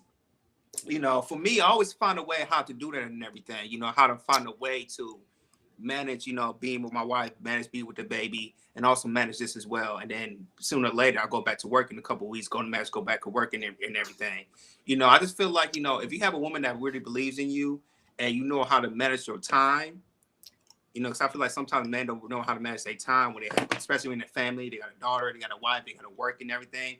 I know for me, it's like managing time for my daughter, which I think I'm doing well. My wife, myself, I go out doing this Chaos Culture Radio, and then also do my other job and everything. It's just, for me, just know how to manage and everything. Make sure you plan things for your wife and everything. I remember my mom and my grandmother, they came in for like the week and everything. I made sure it's like, since they here, we're going out on a date. Stay there for a week, we're going out for a date. I made sure for that we was going to do that. And we did that, we went out to got something to eat, had a good time. We went out to the movies and everything, and my wife, she hasn't been out on a date in like 2 months because, with the baby and everything. And I found a way to manage that and everything. Now, since, she's cool, we're like taking the baby out and everything. We found ways, go out to get some lunch or something like that and to do that and everything.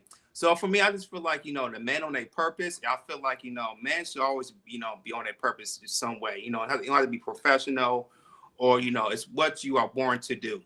And if a woman believes in you and she's seeing the actions on that, and my wife saw me about how I'm continuing to do it, because a lot of women just like I say, you know, you could tell them that, but they have to see it and everything. And also, you know, there's always gonna be something out of order that you have to do, or you probably have missed time for certain things, all that type of things. But as long as you manage it well, especially managing time, because time is important, you know, for anything. If you know how to manage things like that, which if you're in a family or in a relationship like that, or you're a single parent mother or single parent father, especially for the men, if you know, rarely if a man is a single parent, you know, he finds time to go out on dates and also be there with the kid, you know, that should show something, because if a man is a great manager at things, it's good as gold. That's what I want to say about that. No, but that's fact. I do agree when it comes to the balanced lifestyle. But to me, we live in a day and age where women now today have work husbands and men have work wives. So I'm like, okay, you know what I'm saying? You got to make sure that I got to get in between one of them. You know what I'm saying? Like, check up on her, making sure she's all right at work. And that's it. But I think most of the guys today don't understand the balance of things. So I think that's what making things go left. And I would say, especially with women, one thing about women love attention. If you're not giving her the attention at home, best believe somebody at work is giving it to her. Oh no, you gonna get it at home. Talk. Sometimes I gotta ain't get talking- snapped out though. Like sometimes I gotta get snapped out of a project. Like when I be in work, I be focused. So it's not that Me I don't too. think about you. I'm just like, hey, I'm almost done. Blah blah blah. And I'm telling myself, yo, I'm about to hit her with a text right quick. And then you know what I'm saying, you get into work and you almost at the end, and next thing you know, 30 minutes go by, an hour go by. So it's not that I didn't think about you. I just had to finish something else. You know what I mean? Yeah. No, but Thanos, I'm different. My woman, she gotta give me a voice recording every night. You know what I'm saying? Because I work at night, she gotta give me a voice recording because that give me energy. I get it. You know what I'm saying? That give me energy. You know what I'm saying? There's sometimes my wife be up sometimes. She be calling me. She be like, "What you doing?" Like I'm at work. Oh, okay. How's work going? Work is fine. That's right, Joy. That's right. I was just bored. That is right. I just Yeah, want to see baby, I what's love doing. it. Keep I it was coming. like, oh, Don't okay, stop. cool. Don't stop. Keep it going. Yeah, keep that going. Okay, Jay. see, hey, I'm picking up gems. I'm learning. Yeah, Look keep at that Thanos. going, Jay. Yeah.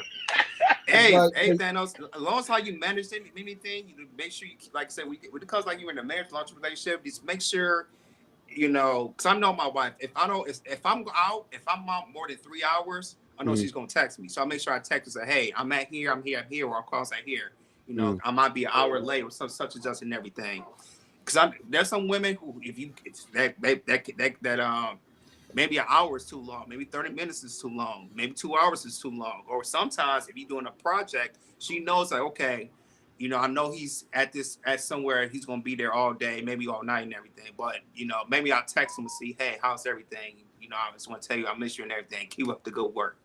You know, women should continue to do some of that. Support your man. As long as you support your man, a man's gonna find a way to make time to take you out and do some things like that. Period. Hey, Ron, So tell- go. you know, y'all spoke so eloquently, and the thing I wanted to say is that, and that's why it's important to build that friendship with your woman. Yeah. And you know what I mean, when you have that baseline, all those other things fall in place. And this is why it's imperative to have conversations. You know what I mean? I'm a sucker for a conversation. So you know what I mean, when you know I got somebody who's calling and checking on me, I'm already glued and locked in. Because at the end of the day, all that other superficial stuff fades out.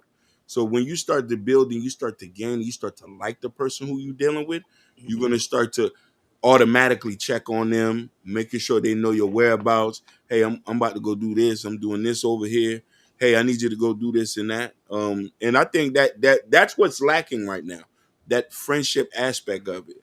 You know what I'm Just saying? talk to me nice, man. Like, You know, that's hey, what's get missing, goofy. That's man. like get Like, goofy just with talk your to me woman. nice. You can get Yeah. anything. And Natasha, I'm gonna say this. She might not talk like that, but it's similar. She's close to it. I'm just saying. But get goofy with your woman. Some people are afraid to get goofy with your woman. Get goofy. Send some goofy text sometimes. You know what I'm saying? You don't have to be serious all the time. Hey, Ronnie, soon as I clock out, I'm already on the phone with her. I'm on the phone with her already until I get home. Oh, So but who you telling? I want everything to be ready as soon as I get home, Shorty. Like, yeah, you ready to go, Shorty? I'm off work, let's do it. Tube is a freak.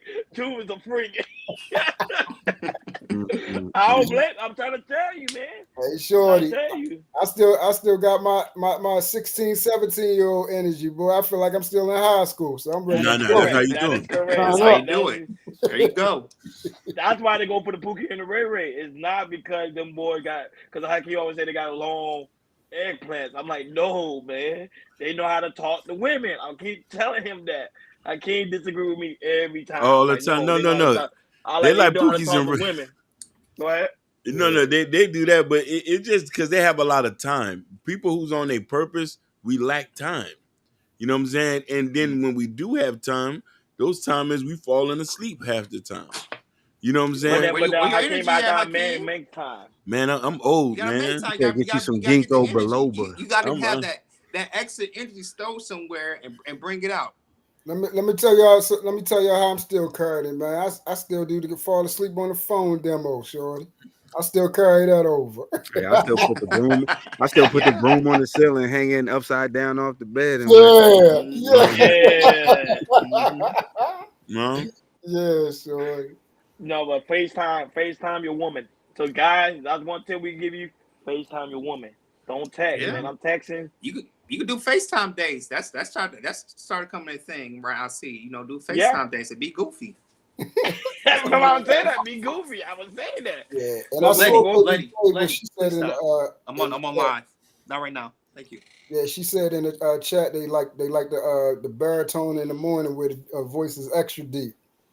That's what they said. They like when you just waking up in the morning. Yeah. We sound like Kane. It ain't mine. Give me on extra tight. What's happening, Shawty? Stephanie Walker's in the building. Miss Reed was also in the building as well. Sorry, Miss Reed, I didn't see you there. Miss Reed was also in the building. No, but you want to go ahead with the next one? Okay. We're gonna jump on this. This is gonna be kind of interesting. So this video I come by. This is a guy. He's talking about pastor with lavish lifestyles. As you guys know, I know you guys been to churches, and y'all see when y'all was little or till now as how you go in their church and everything, but you see the pastor, and you might see a pastor. You might have a BMW or Mercedes or something like that, and you see like how sometimes you provide tithes and offerings. And you be thinking sometimes, wait a minute, where does the tithes and offerings go to? And then sometimes, people get curious and they see pastors, drive these luxury cars and everything. And this question, well, it's like, wait a minute, why am I, giving offerings to the pastor and it's supposed to go to to somebody in help or for the community, anything like that. But that being said, we got a clip for y'all to play for this, and after that, we're gonna chop it on up. Go ahead, Akeem. Weird to me growing up when I always, come from the hood and then I go to church and I'll be like, Mama, why we driving in this? And Pastor, we just gave him my $20 for my lunch. And then that right there makes people not even want to come back. Exactly. I'm like, why the pastor got a Mercedes living better than 90% of the people in the church? What would be fair then, I would ask? I mean, to me, what I feel like what would be fair is that if you're going to use God and you're going to have people to give you money for God, then my life should be changing, yours. I feel like we should all be on the same playing field. If that's really what the goal is to preach God and the prosperity gospel. Yeah. So how do you feel about people who have seminars and all that stuff they selling online? Scam. But they not using God to get my money. 100. They ain't using God. They not making me feel like, okay, if I don't do this, God is not gonna love me. The pride of man is really on display right now, and it's frustrating people who know what it really is. It's like, nah, we're not. You want your pastor to be fresh, yeah, you know what I'm saying? But it's like, come on, man. We know such and such in this church. We know she's struggling. We know she got 5 kids. We know she's a single mother, and it's like, let me ask you this. If you had a better house than your pastor, what would you try to help him, or would you be like, God got him? I'll probably say, God got you. See how it turned? See how it turned? BP. Always. Yeah, that was funny. God wants me to have a new church. Exactly. He want to bless me with a. I will pass to you, Hakeem. What's your take on this, brother? I can't try to be careful.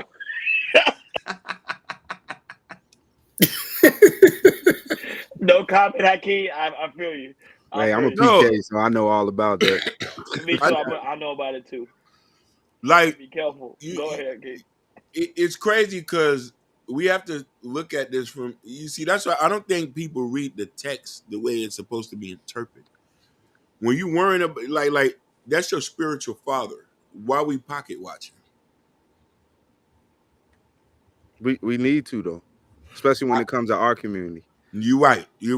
From You're right. HBCUs, the school boards, and all that. We see mismanagers of funds, and the first thing they want to be like, "Oh, it's racism." Then you find out the whole board black. Then what's your next go to? Facts. No, you're right. You're right. I guess the point is, if we're gonna do that in a place where this person's supposed to be giving us upliftment, and if there's sense of wrongdoing, I say, okay, hey, we might have to check. But I guess that I've been hearing this for the last couple of years. Now it's blurring the lines to actually good pastors who are doing the work. And they say, okay, he got too much money, but doesn't he sell books? Doesn't he do speaking engagements? Doesn't he marry people? You know what I mean? Because here's the thing. A lot of people think that Bishop T.D. Jakes get his money from the church. That man has a top-selling book. He does speaking engagements all over the world. That is correct. Facts. That is correct. You know what I mean? Yeah. And he's a businessman on top of the side. But I'm not saying that you are right. There's some guy like Creflo Dollar. I know he was a scam artist. You know what I mean? He asked in the congregation for a jet. But I just look at that and I was like, you know what I'm saying? I think because it's God and stuff like that. But I do think in our community, we do like to pray on divinity in the people and black people good nature, and that's why we stray away from a lot of things. No, but I could be wrong. Hakeem, True, or Thanos, or Jordan, even Jordan. I could be wrong. I remember back then you used to use churches for resources, so that's why you had to donate to the church or give tithes and offerings because people in the community used to go to the church. Yep. Or some an area they were like, and they say they was not able to pay their rent. They would be able to go to the church, and the church would be able to write them a check and say, "Go ahead and pay your rent." Yeah. Back in the days, I don't know if they're still doing it. No. But I know that back in the day. So that was true. Okay, so so that being said, I think church should go back to that way of doing the system and that aspect of going back and giving back to the community. Because I think if they do that, people will no longer have conversation about where the church is going to, if the pastor driving the Rolls Royce or he's driving the Bentley. To me, I think pastors should be driving the Rolls Royce, should be driving the Bentley, because you know why? They're supposed to be the representation of the community. Because I remember there was it was somewhere, I think in the back, probably Thanos know, because you know he used to work for the government. But it's somewhere, it was like a small community where a lot of people was having money, but they would donate to the church, so that's why the pastor would live a certain lifestyle, and people was not upset about it because everybody in that community was making so much money. See, in Texas, I think what's his name, Joel Osteen? Like his community, all the people around his community have money, so that's why people don't get upset that he got a $1 million house, because everybody in that area has money. But I think when it's in the poor community, that's when we have the issue. Go ahead, Thanos. So with that, so like what my mother's church is, she takes like a minimum salary. She don't take what she could out of the church. You know, she retired Army and all that, and then got businesses on her own, but she don't really take nothing from the church. She doesn't have, we're not under a 501, so she pays taxes on the stuff that churches buy, because you get rid of government oversight when you don't take that, because the government get to be involved in what you do as a church, far as you can't deny marrying same sex and all that when you under that 501. So she didn't take, she got rid of that. Great breakdown. When that came, but the churches are halfway getting it right. The ones that where he's up and up, the pastor, the woman or man.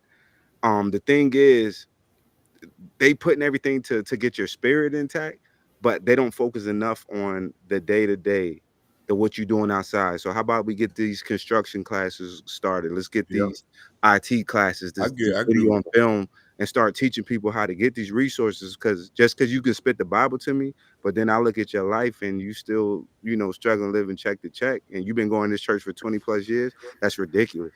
So that pastor don't need to be driving that if he doesn't have anybody else in the church even halfway to where he at. I agree. Go ahead, True. Your thought. Yeah, I'm gonna say probably like 97% of the churches in America is corrupted, bro. It has now turned into a business, which is a monopoly. It is one of the oldest hustle. You use a person's situation, their cry for help, their need. People. Black people are one of the most tribal people that really actually have hope and faith, and a lot of pastors prey on that. And as far as when it comes to monetary, churches are supposed to be ran biblically first before anything dealing with financially. It has gotten to a point where you got ATMs in there.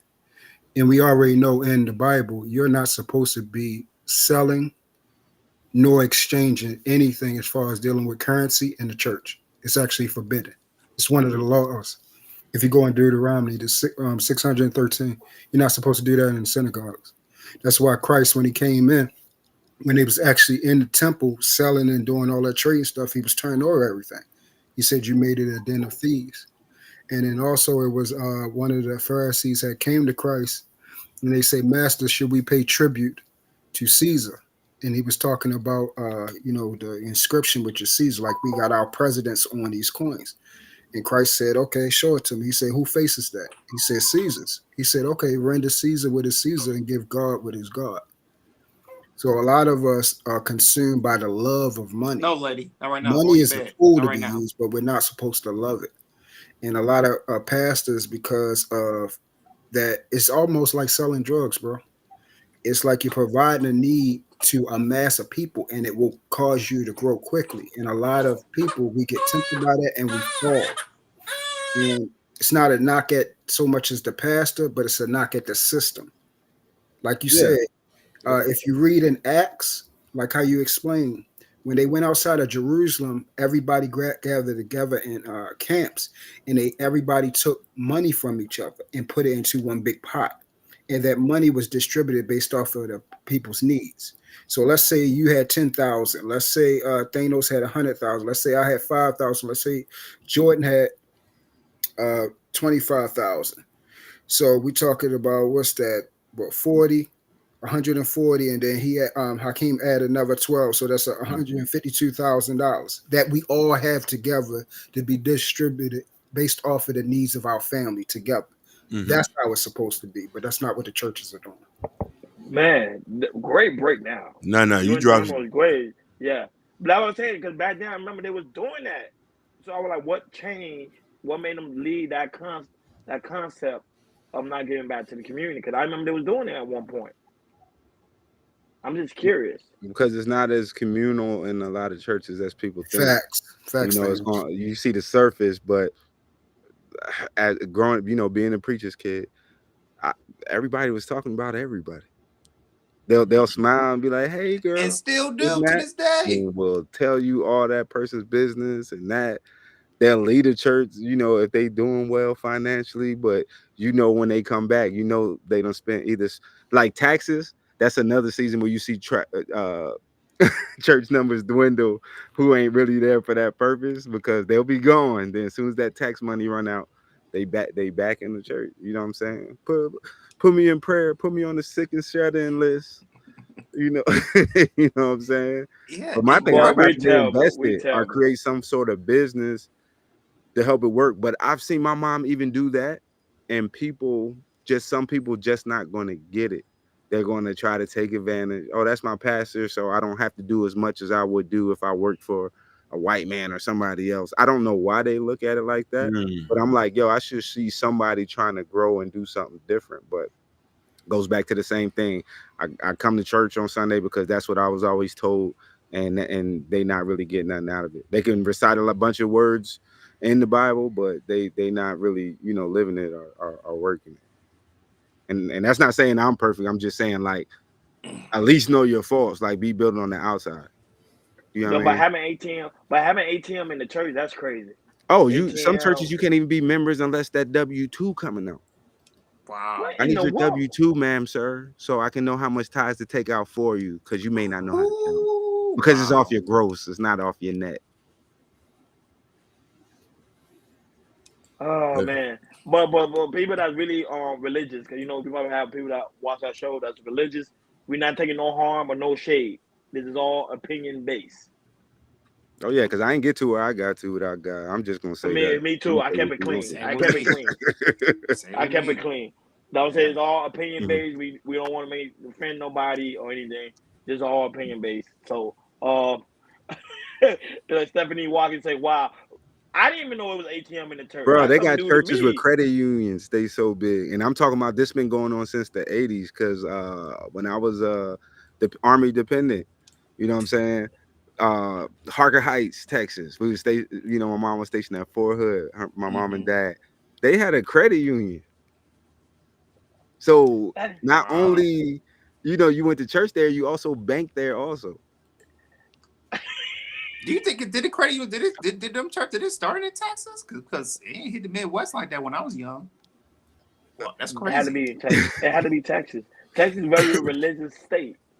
Well, that's some of the best. So I was there not too long ago, a couple of weeks ago, and those I've never seen so many big churches in areas in such small areas. Like I'm used to seeing like a lot of storefronts in every other city, but like far as almost what we consider mega churches, man, they got a lot of big churches, Yeah. like big buildings. I'm talking about bigger than schools, and it's Yeah. like, yo, Huge. that's Wow. Does crazy. Texas they got the most mega churches in the United States? Do is that true? Yes. Yeah, Yes. man. Yeah, Joel Yeah. Steen. His church is the biggest. I can't get sit. I think over 100,000 at Yeah, the like the arena. old Mavericks arena. Hey, I Yep. won't be surprised. Oh I won't be yeah, I surprised. forgot That's how about that. biblical. Yep. Yeah. Ooh, Thanos is wow. right. I was like, dang, man, he got a But whole we don't arena want to for talk about church. we don't You'll want to never talk meet about the those pastor. cathedrals. The cathedrals, man, they churches. Stephanie Walker said you got a question. Go ahead, Stephanie. What's your question? You can Yeah. come on the panel, Stephanie. And real quick, I just want to say something about the 10%. The 10% is not for weekly. It was actually supposed to be yearly. But I think if people do that yearly, But that's too, they will have a biblical. hard time. But Yeah. I know, but they'll have a They were hard time. passed out. But that's how it Most was. That's people. biblical. That's how it's supposed to be. Yeah, because it was based off the harvest. Correct. And It of was course at the end of the year when you store up your stuff. That's you got to People do can't it the even right manage way. their checkbook for 1 week. So you think they're gonna do a year? Now I think they It'll will be a pass problem. out if they had to Yeah, give up a but that's year's worth of time about whether they do at it. one If time. you're supposed to still hold to that foundation. That's why it's corrupted now, because we're not holding to the way that the foundation was built upon. We went away from it. It's built on a false Hey, foundation now.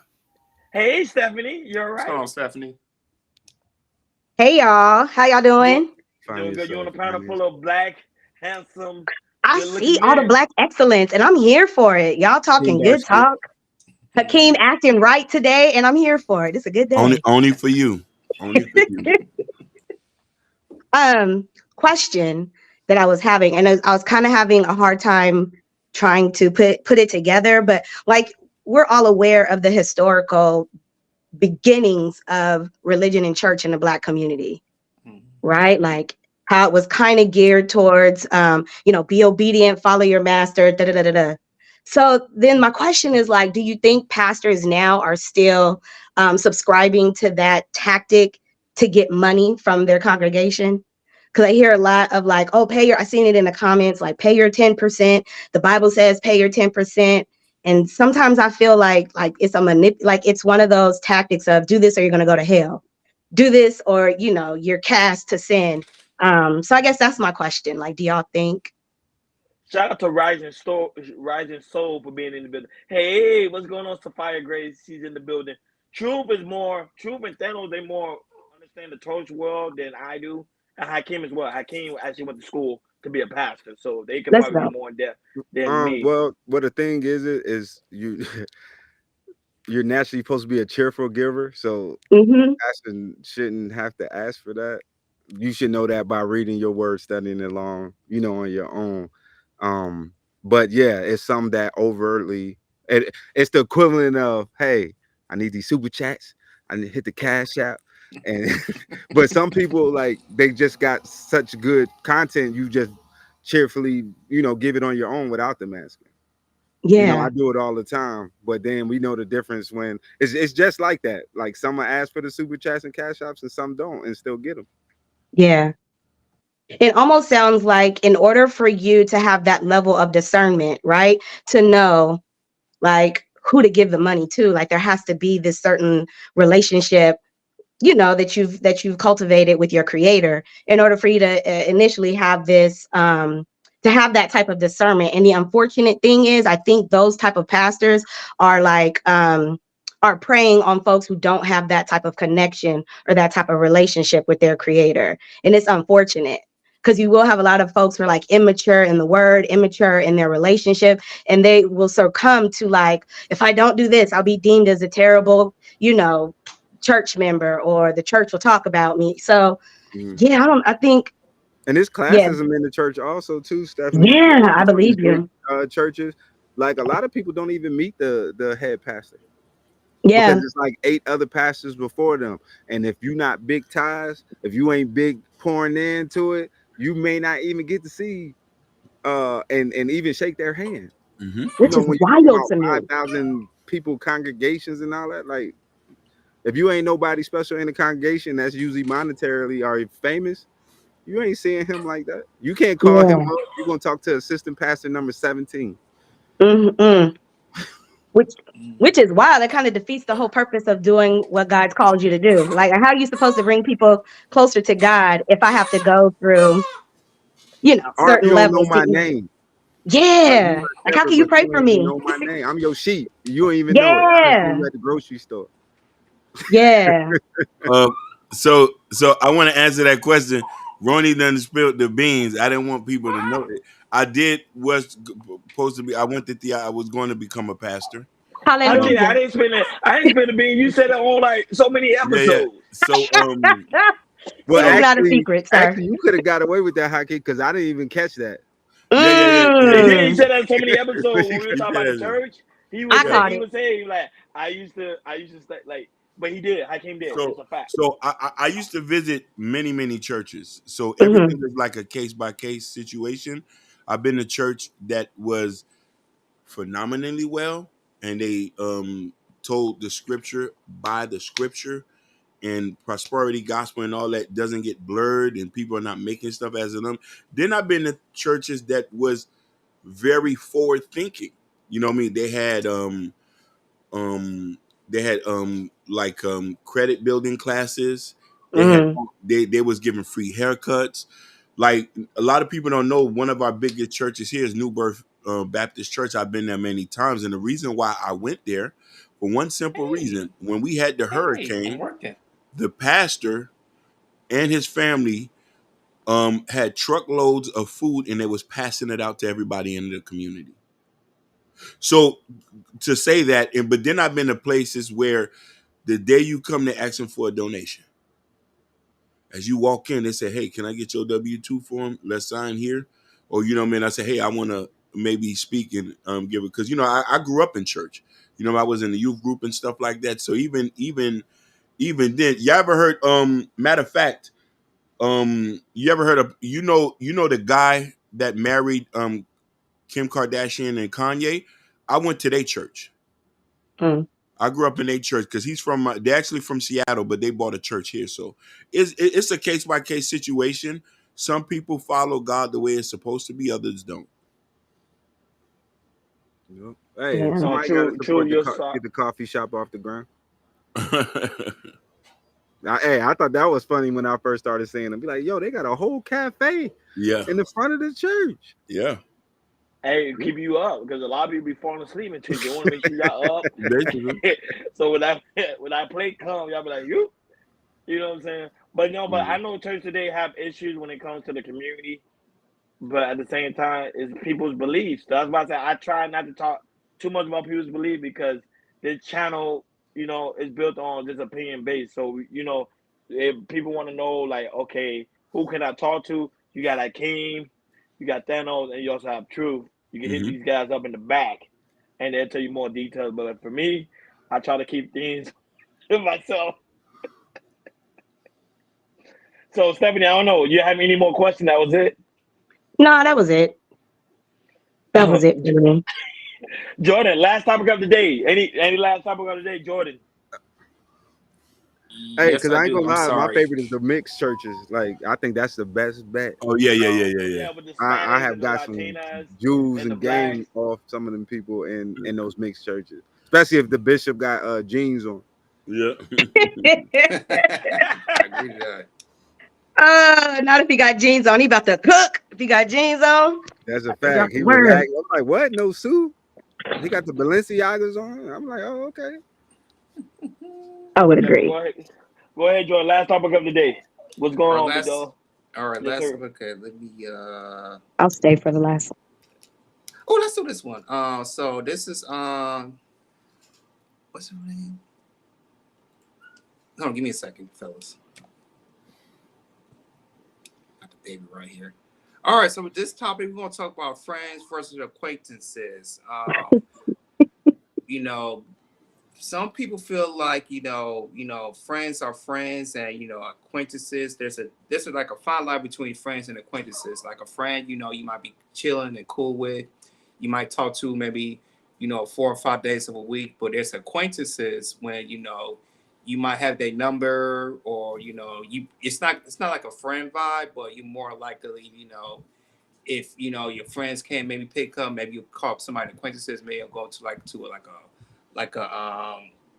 somewhere to mingle or somewhere to network or something like that. But just to do stuff like that. And we do have a clip of Amina.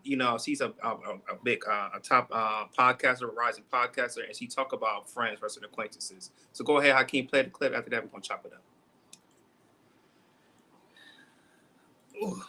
Eyes of very surface level friendships to where people have 10, 15 friends, but are they really friends? We've gotten too used to using the term friends when we really mean acquaintance or somebody that we're friendly with. A friend is somebody that checks up on you because they know what's going on in your life. That's a friend. And because we've lost sense of how important friendships are, we don't even choose them carefully anymore. The verse says, the righteous choose their friends carefully. And that's also why they be making the jokes about girls be having different friends at their birthday dinner every year, because no one chooses their friends wisely anymore. We are seeing a rise of very surface level friendships to where people have 10, 15. What's going on, Chaz? Hey, Chaz, if you watch the beginning of the show, I did a tribute for Josh, my man. He passed, but yeah. But go ahead, Jordan. My bad. Yeah, so what's y'all take about I'm passing to see anybody want to take it. So what's your guys' take on friends versus acquaintances? I would say I have an issue. That's probably one of my I don't necessarily want to call it negative, but I would say issues far as because I'm always trying to help and be friendly towards others. I consider everybody a friend, but it leaves me exposed in some cases because I'm looking at it as, hey, if I'm coming to you like this, I'm expecting the same, but it's not always given reciprocated, basically. So Thanos, how many friends do you have besides? Well, see, because I was an YouTube army is brat, different. I always moved around, so I know a lot of people. But far as being in one spot to really, mix in with their families and things like that, I didn't have a lot of that opportunity because we was always in and out, and you 9 times out of 10 not going to go to the same base all the time. So, and then there was no Facebook and social media, so it's a lot of people that I don't know where they at, you know what I mean, or I don't remember their name, and I don't have nothing to go back to even search it. So I don't have like a 27-year friendship with someone, or 30-year, unless you my family, like my cousins and stuff like that. But like far as friends, I don't have somebody be like, oh, I know them for 30 years. I always said if I got married, it's gonna be like first cousin, my brother. That's about it. It ain't gonna be like, oh, this is my line from college, and they my best man. They my groomsmen. So that, I don't have that. So that's probably why I maneuver like that, because I never really established, like a close, like a 2 or 3 friends that I've known for like over 30 years. Me, I have I have over 20. I'm just being honest, but my friends are not like we literally we know each other plus 10 years plus. Like Jordan, Hakeem, over 10 years plus. Mhm. I have people in the chat over 10 years plus. So it's like, you know, I can relate to what she's saying because I got associates at work, whatever, don't matter. But these guys, I actually know. I got their phone number. You get what I'm saying? So that's why I say I can relate where she's coming from, but it's just. And then plus, you develop friendship also on YouTube. That would say I know people on YouTube. Thanos, like I know you, True, like so many people on YouTube, like I talk to, got acquainted with. So I'm like, that would say it's hard. It's hard. It's hard for me. I don't know. Well, yeah, I I even be actually know bugging out these with people. that because I'll pull up in real life and all that, and Exactly. that You got me in you pull trouble up with people. That's Yeah. what I'm saying. You take people out to dinner. So it's like, Yeah, and we why too. can't you? So I don't know. Go ahead, Hakeem. For me, you like this is what life is all about. We meet people, we get acquainted. Some stay for seasons, some stay longer. And to not in I guess the problem is, I guess it goes back to trying to make things monetary when people are a gift. So whenever I meet people like y'all, regardless if it's for 15 minutes or it's for a couple years, I say, yo, that's my dog. Cause you know what I'm saying? Y'all shaped me in a way where I could go back and say, oh, I remember Thanos said this, or you know what I mean, or Stephanie had this to say a couple weeks ago. So you know what I mean, if God willing, we can meet in person and hang out and build a better friendship like that. I think acquaintances is people that when you go to the coffee shop and you talk to the person at the coffee store, that's an acquaintance. And you be like, hey, how you doing? You see each other there. Unless y'all become friends after that, that's an acquaintance. But if you talking to somebody or y'all know, or you met somebody at work and y'all had some type of situation going where y'all was hanging out and stuff like that, it's an unspoken rule. Yeah, that's your dog. That's your friend. But for people just want to classify things because we always try to bring something monetary to it. Or what he's doing for me. He's doing a lot for you. You don't have to give me money for you to be worth value in my life. You feel me? And your time, you conversating with me, sometimes we might not be able to talk. Or you might hit a like on you know what I mean, you got social media now, we all stay in contact in different ways. I just don't think that we should appreciate people more because as we get older, that's going to be the focal point. Shout out to Ashton for being in the building. Go ahead, Stephanie. I would have to, I don't know, the young gentleman who's the military brat. Thanos. I'm young. Thanos, yes. Whoa. What you? Yeah, Stephanie, you giving him a compliment like that, baby? Yeah, you know, I gotta be on my best behavior. But Thanos. But what you said resonates with me because I was a Navy brat. Like my dad was in the Navy, so I know that whole. I don't know if you lived on base, but like staying on base, and like folks coming and going. Like I ain't got no friends from middle school. I ain't got no friends from high school because everybody was out. But I did. God did bless me with the opportunity to connect with folks in college. Right. So I do have college friends. And so when we're talking about the difference between acquaintances and friends, like I blame social media. I think social media has definitely have a lot of folks conflicted with the idea of like what a true, friendship looks like. That's just my own personal opinion. Like, oh, just because they like your videos or y'all subscribe to the same doesn't mean like that is your friend, right? Like that's just somebody who's in alignment with your beliefs. But I will say acquaintances for me are like just how Hakeem, how you were saying, like folks that I meet coming and going. Like I frequent the gym a lot. So it's a lot of, it's a lot of the girls in gym classes, like them is my acquaintances. Like if I got you feel me? Like if I got a problem in the gym or I don't know if they're going to have my back as if it was one of my friends. And so I feel like my friends are the ones who are doing those mental health checks, here's another thing. Your real friends are going to check you when you're wrong. Your real friends are not going to allow you to be moving in spaces incorrectly. But people who are not really invested in you will not tell you the truth about yourself. So that's another way that I'm able to decipher real authentic connections is when folks are able to give me true feedback to make me better. If that makes sense? Yeah. Like we're able to grow. Who's that? So, this Thanos. Oh, Thanos. So would you say we kind of got set up because that military community is like, even all different colors, you just mixed in. Like you go out to the playground, basketball court, whatever like that, or the bowling alley, you just mixed in. And I think I carried that into adulthood. So, I spent a lot of time overseas. So when I came back to the States, I'm assuming that went into adulthood. And I'm finding out that it's not. And so that's what my trouble was, because it's like, dang, I remember we used to just meet somebody, don't know them, and then start throwing the football or let's go to the gym, let's throw rocks. Yeah. But now it kind of put me on the path where it's like, it's just, I guess it's different, and I just gotta continue growing in that aspect of watching that, because it was so easy before. Yeah. And I agree. Like, I feel like being on base, it was safe, right? And not only was it safe, I will even say for my own identity, like being Black, like I've always known that I was Black, but did not have to experience a lot of the negative stuff that came with it until like I got outside of the base. It was like, oh shit, like, you feel me? So it was like this evolution of stepping into my identity and understanding the power of that. And yeah, I do think the military, they do a good job on base anyway, as like keeping everybody safe. You're safe enough to be. But what I will say too is that I became a professional at code switching because of the military. Yeah. The code switch, baby. I'm cool. Like, so yeah, for sure. I was gonna say something else too, but I forgot. But yeah, no. Yeah, you're looking into Thanos' eyes. He got that power. That's something to me.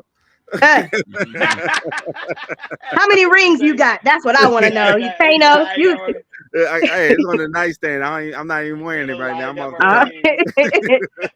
I'm but yeah. Oh, this is what I was gonna say. I was gonna say, I've talked to like spiritual counselors, and she told me something that was so dope. She was like, look, we are all abundant lights. Like, everybody on this planet is abundant lights. You are going to attract, period. Like, you're going to attract.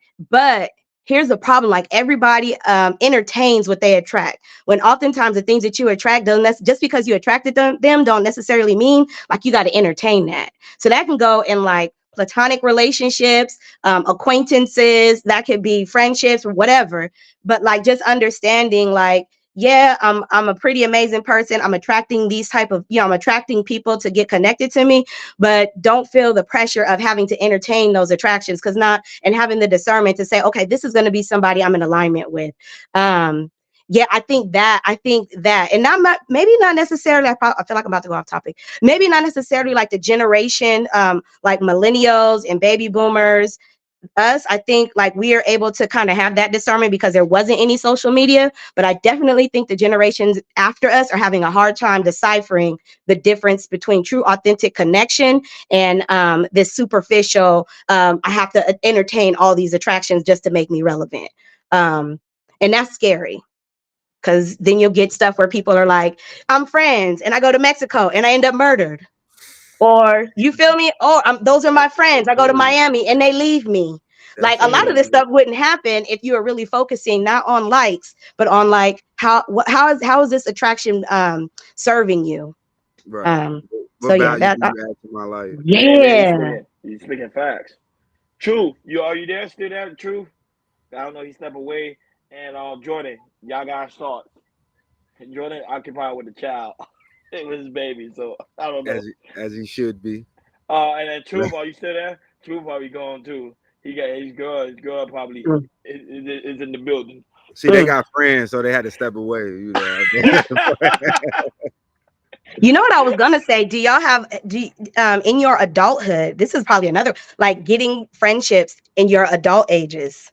What does that journey look like? Like, gaining new friendships. I think it's harder. Say that. Yeah, it's been rough for me. Yeah, it's rough. I just stay with people I know for a very long time. I don't really try to get new people. Now, don't get me wrong, because we are on a social media platform. Sometimes you will meet nice people, like I said, Thanos, Truth, Ashton. Like, I've been meeting different people, Jalen, Mimi, and all, the Thompson Vincent, all these great people on these. because they are great people on these sites. But however, I'm still You very gotta dig cautious through the of them. garbage. Yeah, you do. Right. So I want to say something. Y'all did want to point like when you've been raised a certain kind of way and attracting energy and attracting friendships as you get older, if it's not on that set, it's kind of difficult. So for me, like I still got this kind of like the same friends I had since high school that I still chill with, but so when I do meet new people, it doesn't really translate to anything because of maybe the way I've been acting or raised, unless me and the person really mesh well. I had only one dude within the last 10 years I became friends with, and me and him was hanging real tough until he did some shit. I was like, yo, bro, that's not cool. That's Wow, a good that's fact, crazy. Hakeem, because the ones that I do remember from high school, because of the path I took a lot of people out of my life. Like I would come home to visit, and I don't even know the whole time this person don't even like me. And I just be like, That's dang, how fact. did I miss that? You know what I'm saying? Because I didn't pick up, the must be nice. I just thought that was something that people say. I didn't know it was something behind it. Yeah. I think that too has a lot to do with like your maturity and your ability to observe people. Like that's probably why it's so difficult as adults. Like as kids, we're naive. Like we don't care. Like you can play football, I can play football. You want to hoop, I hoop. Like we can connect on like those superficial things. But I think as like adults, we definitely are able to take a step back and see if somebody is, worthy of that. I'm trying to think of the poet who said, and I don't know why I'm drawing a blank. But she was like, when someone shows you who they are, believe them. That would be Maya Angelou. Maya Angelou. I just threw a whole blank. But I feel like that resonates with me because, when I tell somebody no and they move a certain way, I'm like, oh, okay, you showing me. Or that is me all day. Yeah, like I see you. I get you right back. If I say no, if I say no and you move a certain way, I'm like, oh, okay, I see you. and I trust that. More like somebody say, let me hold something, you're not getting it right back. I'm just letting you know. Basically. Yo, I'm telling you, that's why I don't even give it out a lot of time. Like, if I got it, you can just have it because I don't want you to make it awkward. And you the one in the wrong that's not doing what you're supposed to do. But you make our situation awkward. I'm not hounding you or none of that, but because you ain't paying your debts or whatever like that, you trying to make it seem like I did something. Yeah. So on that note, Thanos, give me $50. No. Give me $50. Joe, we can't hear you. You muted. Oh, hold on. Hear me? Yeah, no, I was gonna say, like, when somebody borrows you money from a friend, do they charge interest? Because sometimes I don't charge interest, and they, like I said, when I borrow somebody money from me, when somebody borrows money from me, they give me my money back plus an extra interest to them, maybe extra $2, $3, or $4. I'm like, oh, okay, sure, cool. Like people I lend money to, they might pay me back plus interest. No, normally when I give somebody money, I don't expect to get it back. I'm like, whatever, just keep it, because I don't want no issue when it comes. Because issue with money and people is always an issue. So I'll be like, basically, normally if I'm giving it to you, it's a blessing. Go ahead. Keep it moving. Yep. And that being said, it's about that time. But guys, you already know. Stephanie, let the folks where they can find you. You too, Thanos, and also Truth Never Fake. Let the people know where they can find you. Go ahead. Stephanie, don't forget to promote your business, Queen. Oh yeah, we out here. I saw it. I be liking it. You be liking it. I'm so slow on my content, but it's coming. I got a gang of parties booked coming up in May. So follow your girl at the Kickback Specialist is KBS.2024 on Instagram. Or it's your girl Steph 10 on Instagram. That's where you can find me. So I appreciate y'all for creating a safe space for us to converse. We appreciate Hakeem, I'm proud of you today. Thank I'm proud of you. you We today, appreciate Hakeem. you for gracing your presence here. I don't know. I think Hakeem got a woman now because he been acting different. No. I know. No, I'm still single. Hakeem got a girl. I'm convinced. I'm still single until somebody drop a baby. Or you get married. Just do that. Get married first. You're still single till you get married. We don't want to. Yeah. No. The baby and the marriage come together. Yes. Okay. Okay. I'm with it. Okay. E Black, you came late because the after party is at Ashton's spot. Instagram at Ashton. At Ashton Williams spot. So guys, make sure you go over there. Not only that, I don't know Thanos that. I don't know he walked away, but y'all can also subscribe to Thanos Theory. He also have a channel as well, and also he also have an Instagram, Thanos Theory. So pretty much his name. You can follow him on Instagram, and he, you know, the ladies love him. You know, ladies love him, and the man hate him. Hey. Shout out to E Black. Yo, subscribe to E Black channel. They do great. They be wilding over there. And also subscribe to True Never Favorite. You also have an Instagram and also YouTube as well. So y'all go over there to subscribe. He's supposed to be collabing with him and his girl. They're supposed to be giving some good advice when it comes to relationships. Because as you can see, he's very well spoken. So subscribe to everybody. You understand? We gotta help each other out. Subscribe to everybody. Subscribe to everybody. Basically. You know, let's become a big family on YouTube. That's how you win in this game. Us being together. Yeah, there you go, Natasha. I love Natasha.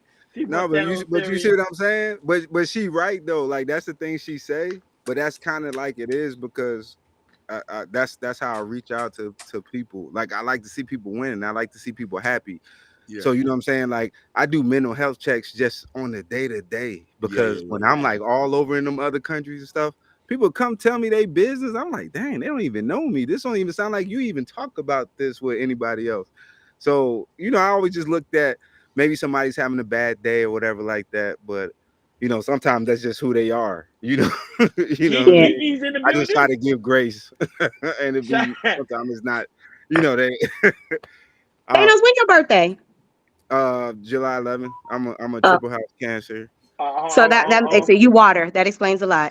Yeah, you're yeah. You got, you know, Thanos. You got holla at him in the back. Oh my God! Look at you got in the show. You know, no, but Thanos a great person. I talked to Thanos on the phone. I can't talk to Thanos. Yeah. Thanos one of them guys like you listen. want to keep around as a friend. When we wasn't really, when we ain't had no motion, Thanos. When Thanos had motion, he still got motion. He was fucking with us. Yeah, he can't really, you know what I'm saying? So, and like people who be black, they stay hating. You know what I'm saying? You black say you always thirsty. The haters gonna hate. He black ain't shit. You know what I'm saying?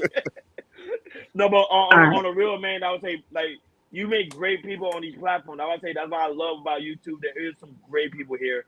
There's also some evil people as well. But the evil people we normally shut them out or we troll them. But the good people we want to keep around like Natasha Vincent. I love Natasha Vincent. I've met Natasha since Anton days, and I'm like, man, this girl is amazing. Yeah, Natasha's the bomb. I got my Canadian tour, so I can meet some of the people out there. Because I've met a lot of people in this space. You know, some good, some bad. But you definitely got to be careful on that. I told Ashton you need to have a party, and Ashton said he's thinking about it. I'm like, you need to have a real pool party. He called me pool party Ron. I'm like, yo, let's have a real pool party. Hey, that's your nickname? Oh, I can't wait to come to Miami there and pool party Ron. Hey, long as you're not there by yourself, that's fine. Like Diddy. Like pool party Ron. Hey, where everybody at? Where Hakeem at? Oh yeah. Who gonna be there? Me? Hey, what you drinking on? Put these on. Natasha said, "Come on up. She got you. Go over there. Go over there to Canada." Look, he said, "Yeah." I gotta add Canada, Mexico, Jamaica, and that'll take me to 75. I've been to Mexico and I've been to Jamaica. You gonna love Jamaica. Jamaica got the best ganja. The best. What the fuck? I don't even smoke. That's what you know. Yeah. That they it's a whole nother level. But like always, guys, make sure on your way out, please make sure you hit that like button. Please make sure you hit that subscribe button. Please make sure you hit that notification bell on the right hand side. Remember, we do go live each and every Monday, Wednesday, Friday, 6 o'clock Eastern time. Like always, great shout out to everybody that's in the chat. E Black, the Lonely Natasha Vincent, Sherry Bryan, Bobby Bryan, Kiki was in the. Kiki was in the building. She was. Kiki was in the building. Truth Never Favorite was also in the building. Ashton Williams, who's going live right after us, he's about to get ready to go live. So guys, make sure you go over there. I ain't gonna lie. Lately, Ashton, you've been doing a good job with the topics, man. I ain't gonna lie, they had a really good topic last night. I mean, normally I leave Ashton's show around I'm being out around 1 or 2 o'clock. I was there all the way to the end because it was a Yeah. really good conversation. Rufus was Actually, going you're doing a in. really good. Yeah, actually, you're doing a really good job. Keep up the great work. Don't start losing that momentum because bro, you get this. I always say it's practice. Practice made perfect. Just keep doing it, keep doing it, keep doing it, keep doing it. Then you're gonna find a niche. It's gonna take off from there. Shout out to Chaz, who's also in the building. Siege Rising Soul. Man, her content is great, man. She did a content about Sexy Red. Jordan, you need to check out. I didn't know Pound Town was a song taken from the 60s. Hakeem, you didn't know that? Pound Town was out already. She stole the song from the 60s. That's crazy. She broke it down. Rising Soul, man, you did a good job. I loved it. I couldn't believe it. I was shocked. Brownie Ellie was also in the building. Lovely Stephanie Walker was in the building. Jalen, thank you, Lovely, for being here. I ain't gonna lie. That's the brain from Pinky and the Brain. DM. Houston's finest. Hakeem told me no. Hakeem should never tell me no. I'm gonna hop on that DM. So Hakeem should never tell me no. Right. I'm gonna let y'all boys know when I pull up in Miami because I definitely got to do Miami because I missed the big Miami thing from the early 2000s when everybody and their mother was going down there. Yeah, I didn't get a chance to go down there, so it's about time I'll pull best up. time to go is now because spring break is done. You're gonna have a good time, good energy. It's not with that craziness, so you're gonna actually have good food. You're gonna actually. Oh well, you know if it's crazy, I ain't gonna be there. No, I'm saying it's not crazy. Now it's like perfect. You know me, I need diversity. I need a melting pot because if it's too many of us, I'll be like, oh yeah, it's about time to. That's Sunday. It's also don't go around Memorial Weekend either. Yeah, I won't tell him that too. Oh nah. Shout out to Barry White. Shout out to Christopher J. That's also in the building. Shout out to Keisha. Keisha is on Hakeem's side. Hakeem, she been Keisha M? No, another Keisha. Oh. It's on Hakeem's Facebook. Yeah, I'm on Facebook. Keisha M be over here too. Yeah, she pop her head out of the cloud. Yeah. How am I petty? See, why do they do this to me? I come in light and love, and they just. Houston's they're gonna hate. They're gonna hate. Shout out to Gore. Shout out to Gore. Shout out to Jesse Meow. Shout out to Ken Dog, who also was in the building. Shout out to all you guys. Miss Reed, who's also was in the building. Christopher J, who's also was in the building. And not only that, we had a new subscriber from Jordan's side. He was like, Hakeem looked like he was in Dubai. I'm like, Hakeem, you in Dubai? You tell me No. They're talking about the green screen. Yeah. The green screen. He in the Versace suite. You know what I mean? Soon. Only difference is I don't got the robe on. You know what I mean?